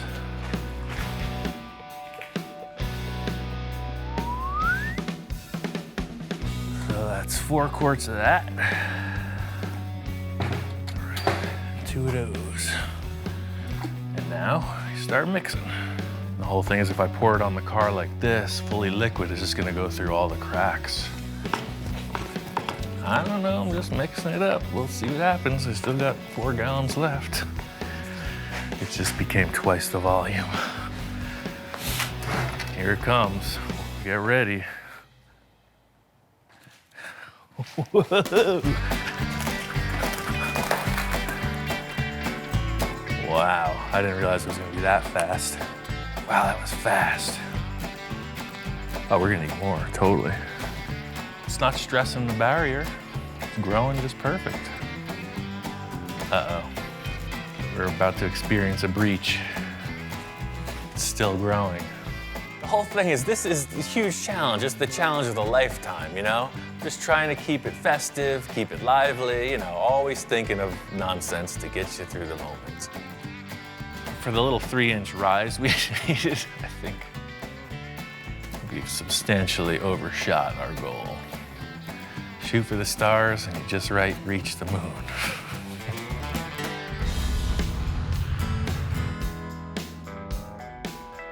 What we have here is a giant lump of expanding foam that is cured on the roof of this sports car. I think it's pretty clear the muffin is cooked. Definitely like one of those things you see coming out of the oven. Totally strong. That's why I use this foam, because it'll be able to be carved back and be a really good base for whatever we do, mold-wise. That's like Christmas morning. We're unwrapping that gift you didn't want. That gift from Grandma, you know, the socks or the slippers, that's what we're doing. We're just, how am I gonna work with this?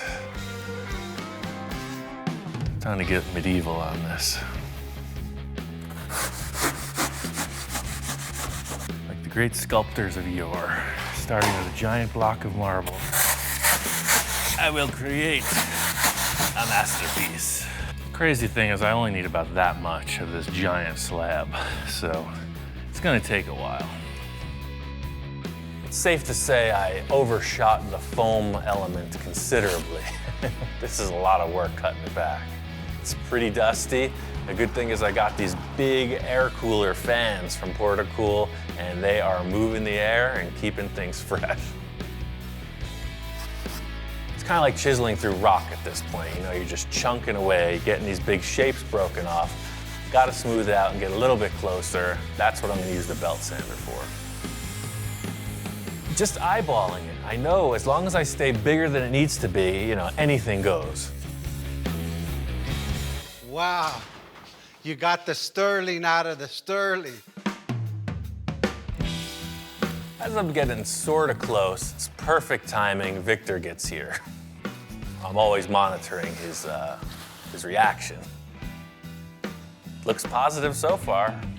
I put foam on the roof and then sculpted that back. So this isn't filler, this is a two-part foam. You mix it up and pour it on the top.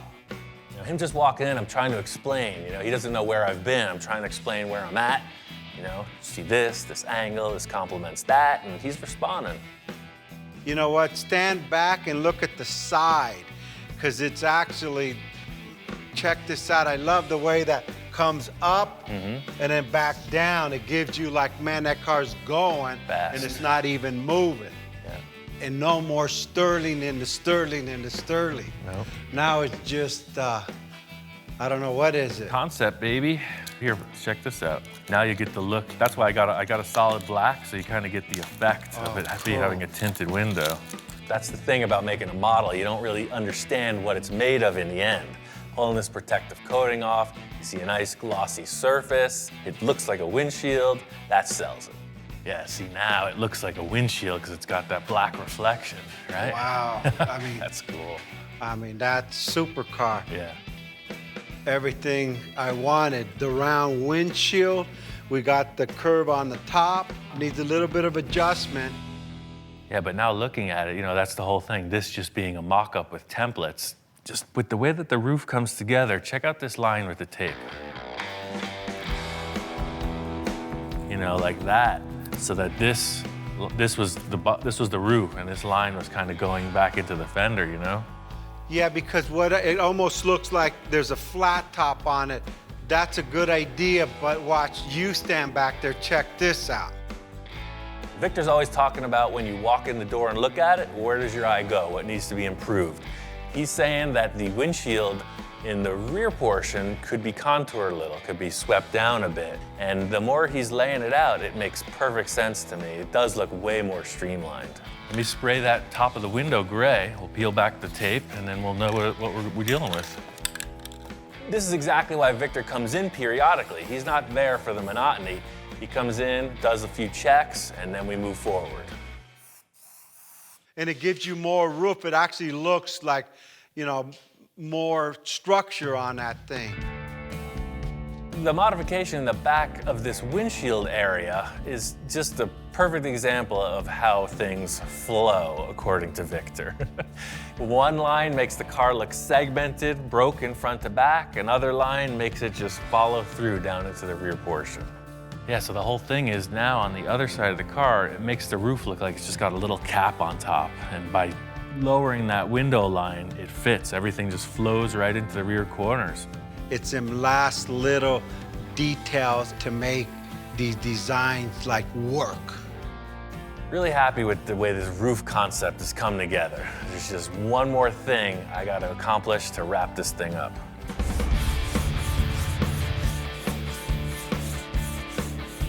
Finished the bodywork on this roof. I'm really happy with this. It completely negates the look of the sterling, and it complements the nose perfectly.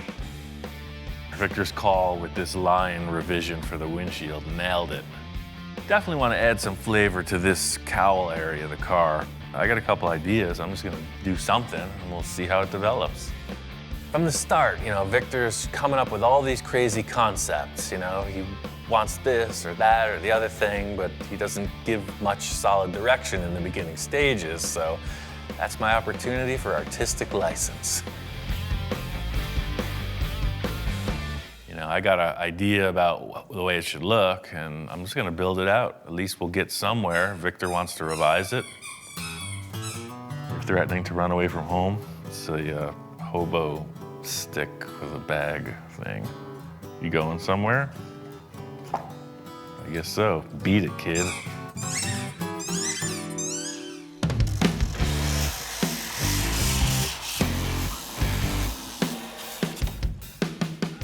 In simplest terms, what I've been thinking about is creating like a cowl induction look. On modern cars, air intake is right below the windshield, and I think this would benefit from a styling cue in that vein. What I want is for this windshield angle to be replicated in the vent here. So this comes down, steps up a little, and goes right down. So that's at a line. Take it off. I mean, no mercy here. That's why we're building this model. First things first is to just hack away a large portion of the car that we don't need. What this is doing is twofold. It's shortening the perceived length of the hood, but by sectioning it down, it also makes the car look lower. It makes the windshield dive down. You know, it's aggressive.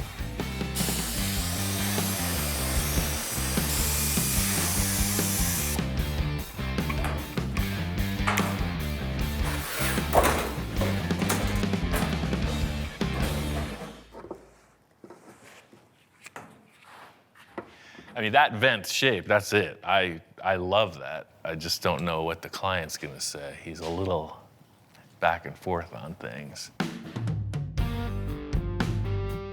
I'm into it. This thing took it from this bland kind of hood detail to something representative of a supercar. The thing is, with this just being a mock-up, I want to throw everything I can at it. You know, this is gonna be a vent. Just using this honeycomb mesh, was just laying around the yard. You know, what it's doing is just representing a grill, and that's what's gonna be here in the end, some type of vent. Sprayed it gray just to stand back and check it out. You know, matches the rest of the tone of what we're building. Looking at it, it kind of needs another element. What this thing needs is something to make it look more faster. It needs fins coming from the center, like that. Just like on the tail end piece. Check this out.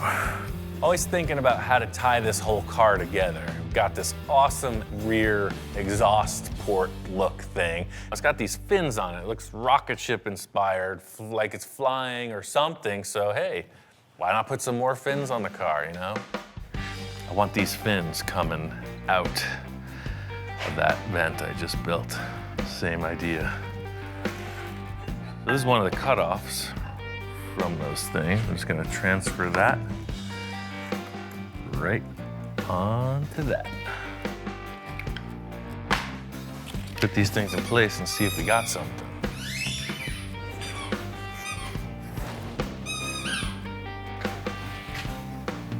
Oh, that's mean, that's aggressive. That is the flavor. The whole thing with this is design, you know? I did it before with this piece. We're holding session here. Can you just compose yourself for 2 more minutes? That's all I ask. As I was saying before I was so rudely interrupted, same process as I did with these.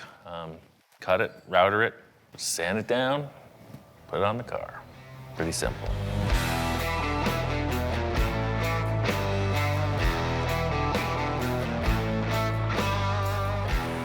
These little cowl fin things, you know, I want to make them out of aluminum. I want everything front to back to have the same stylized aluminum element. Big chunk of aluminum plate, cut it out, finish it, router it, finish it again.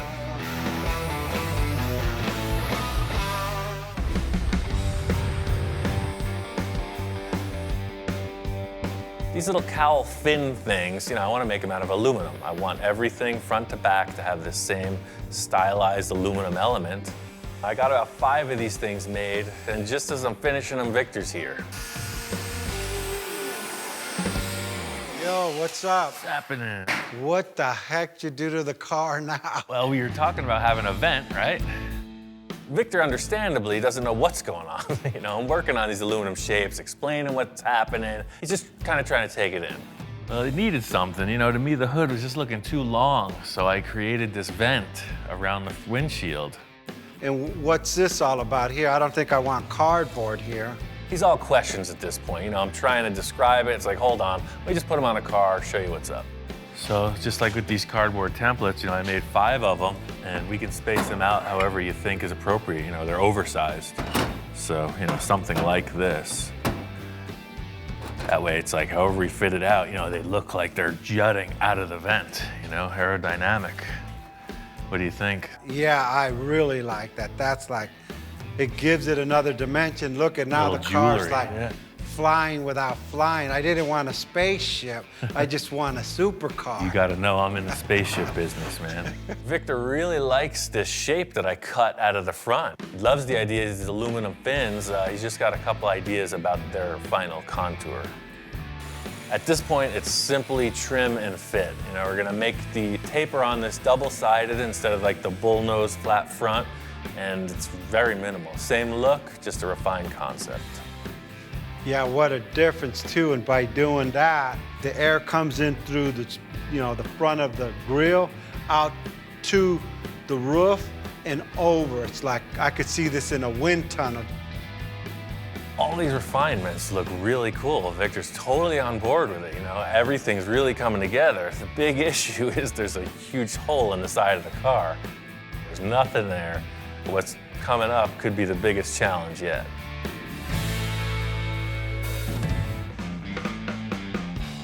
We got a little something. Check it out. Carhartt collar. Oh yes, he's all about it.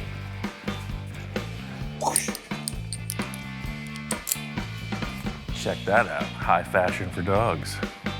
But wait, there's more.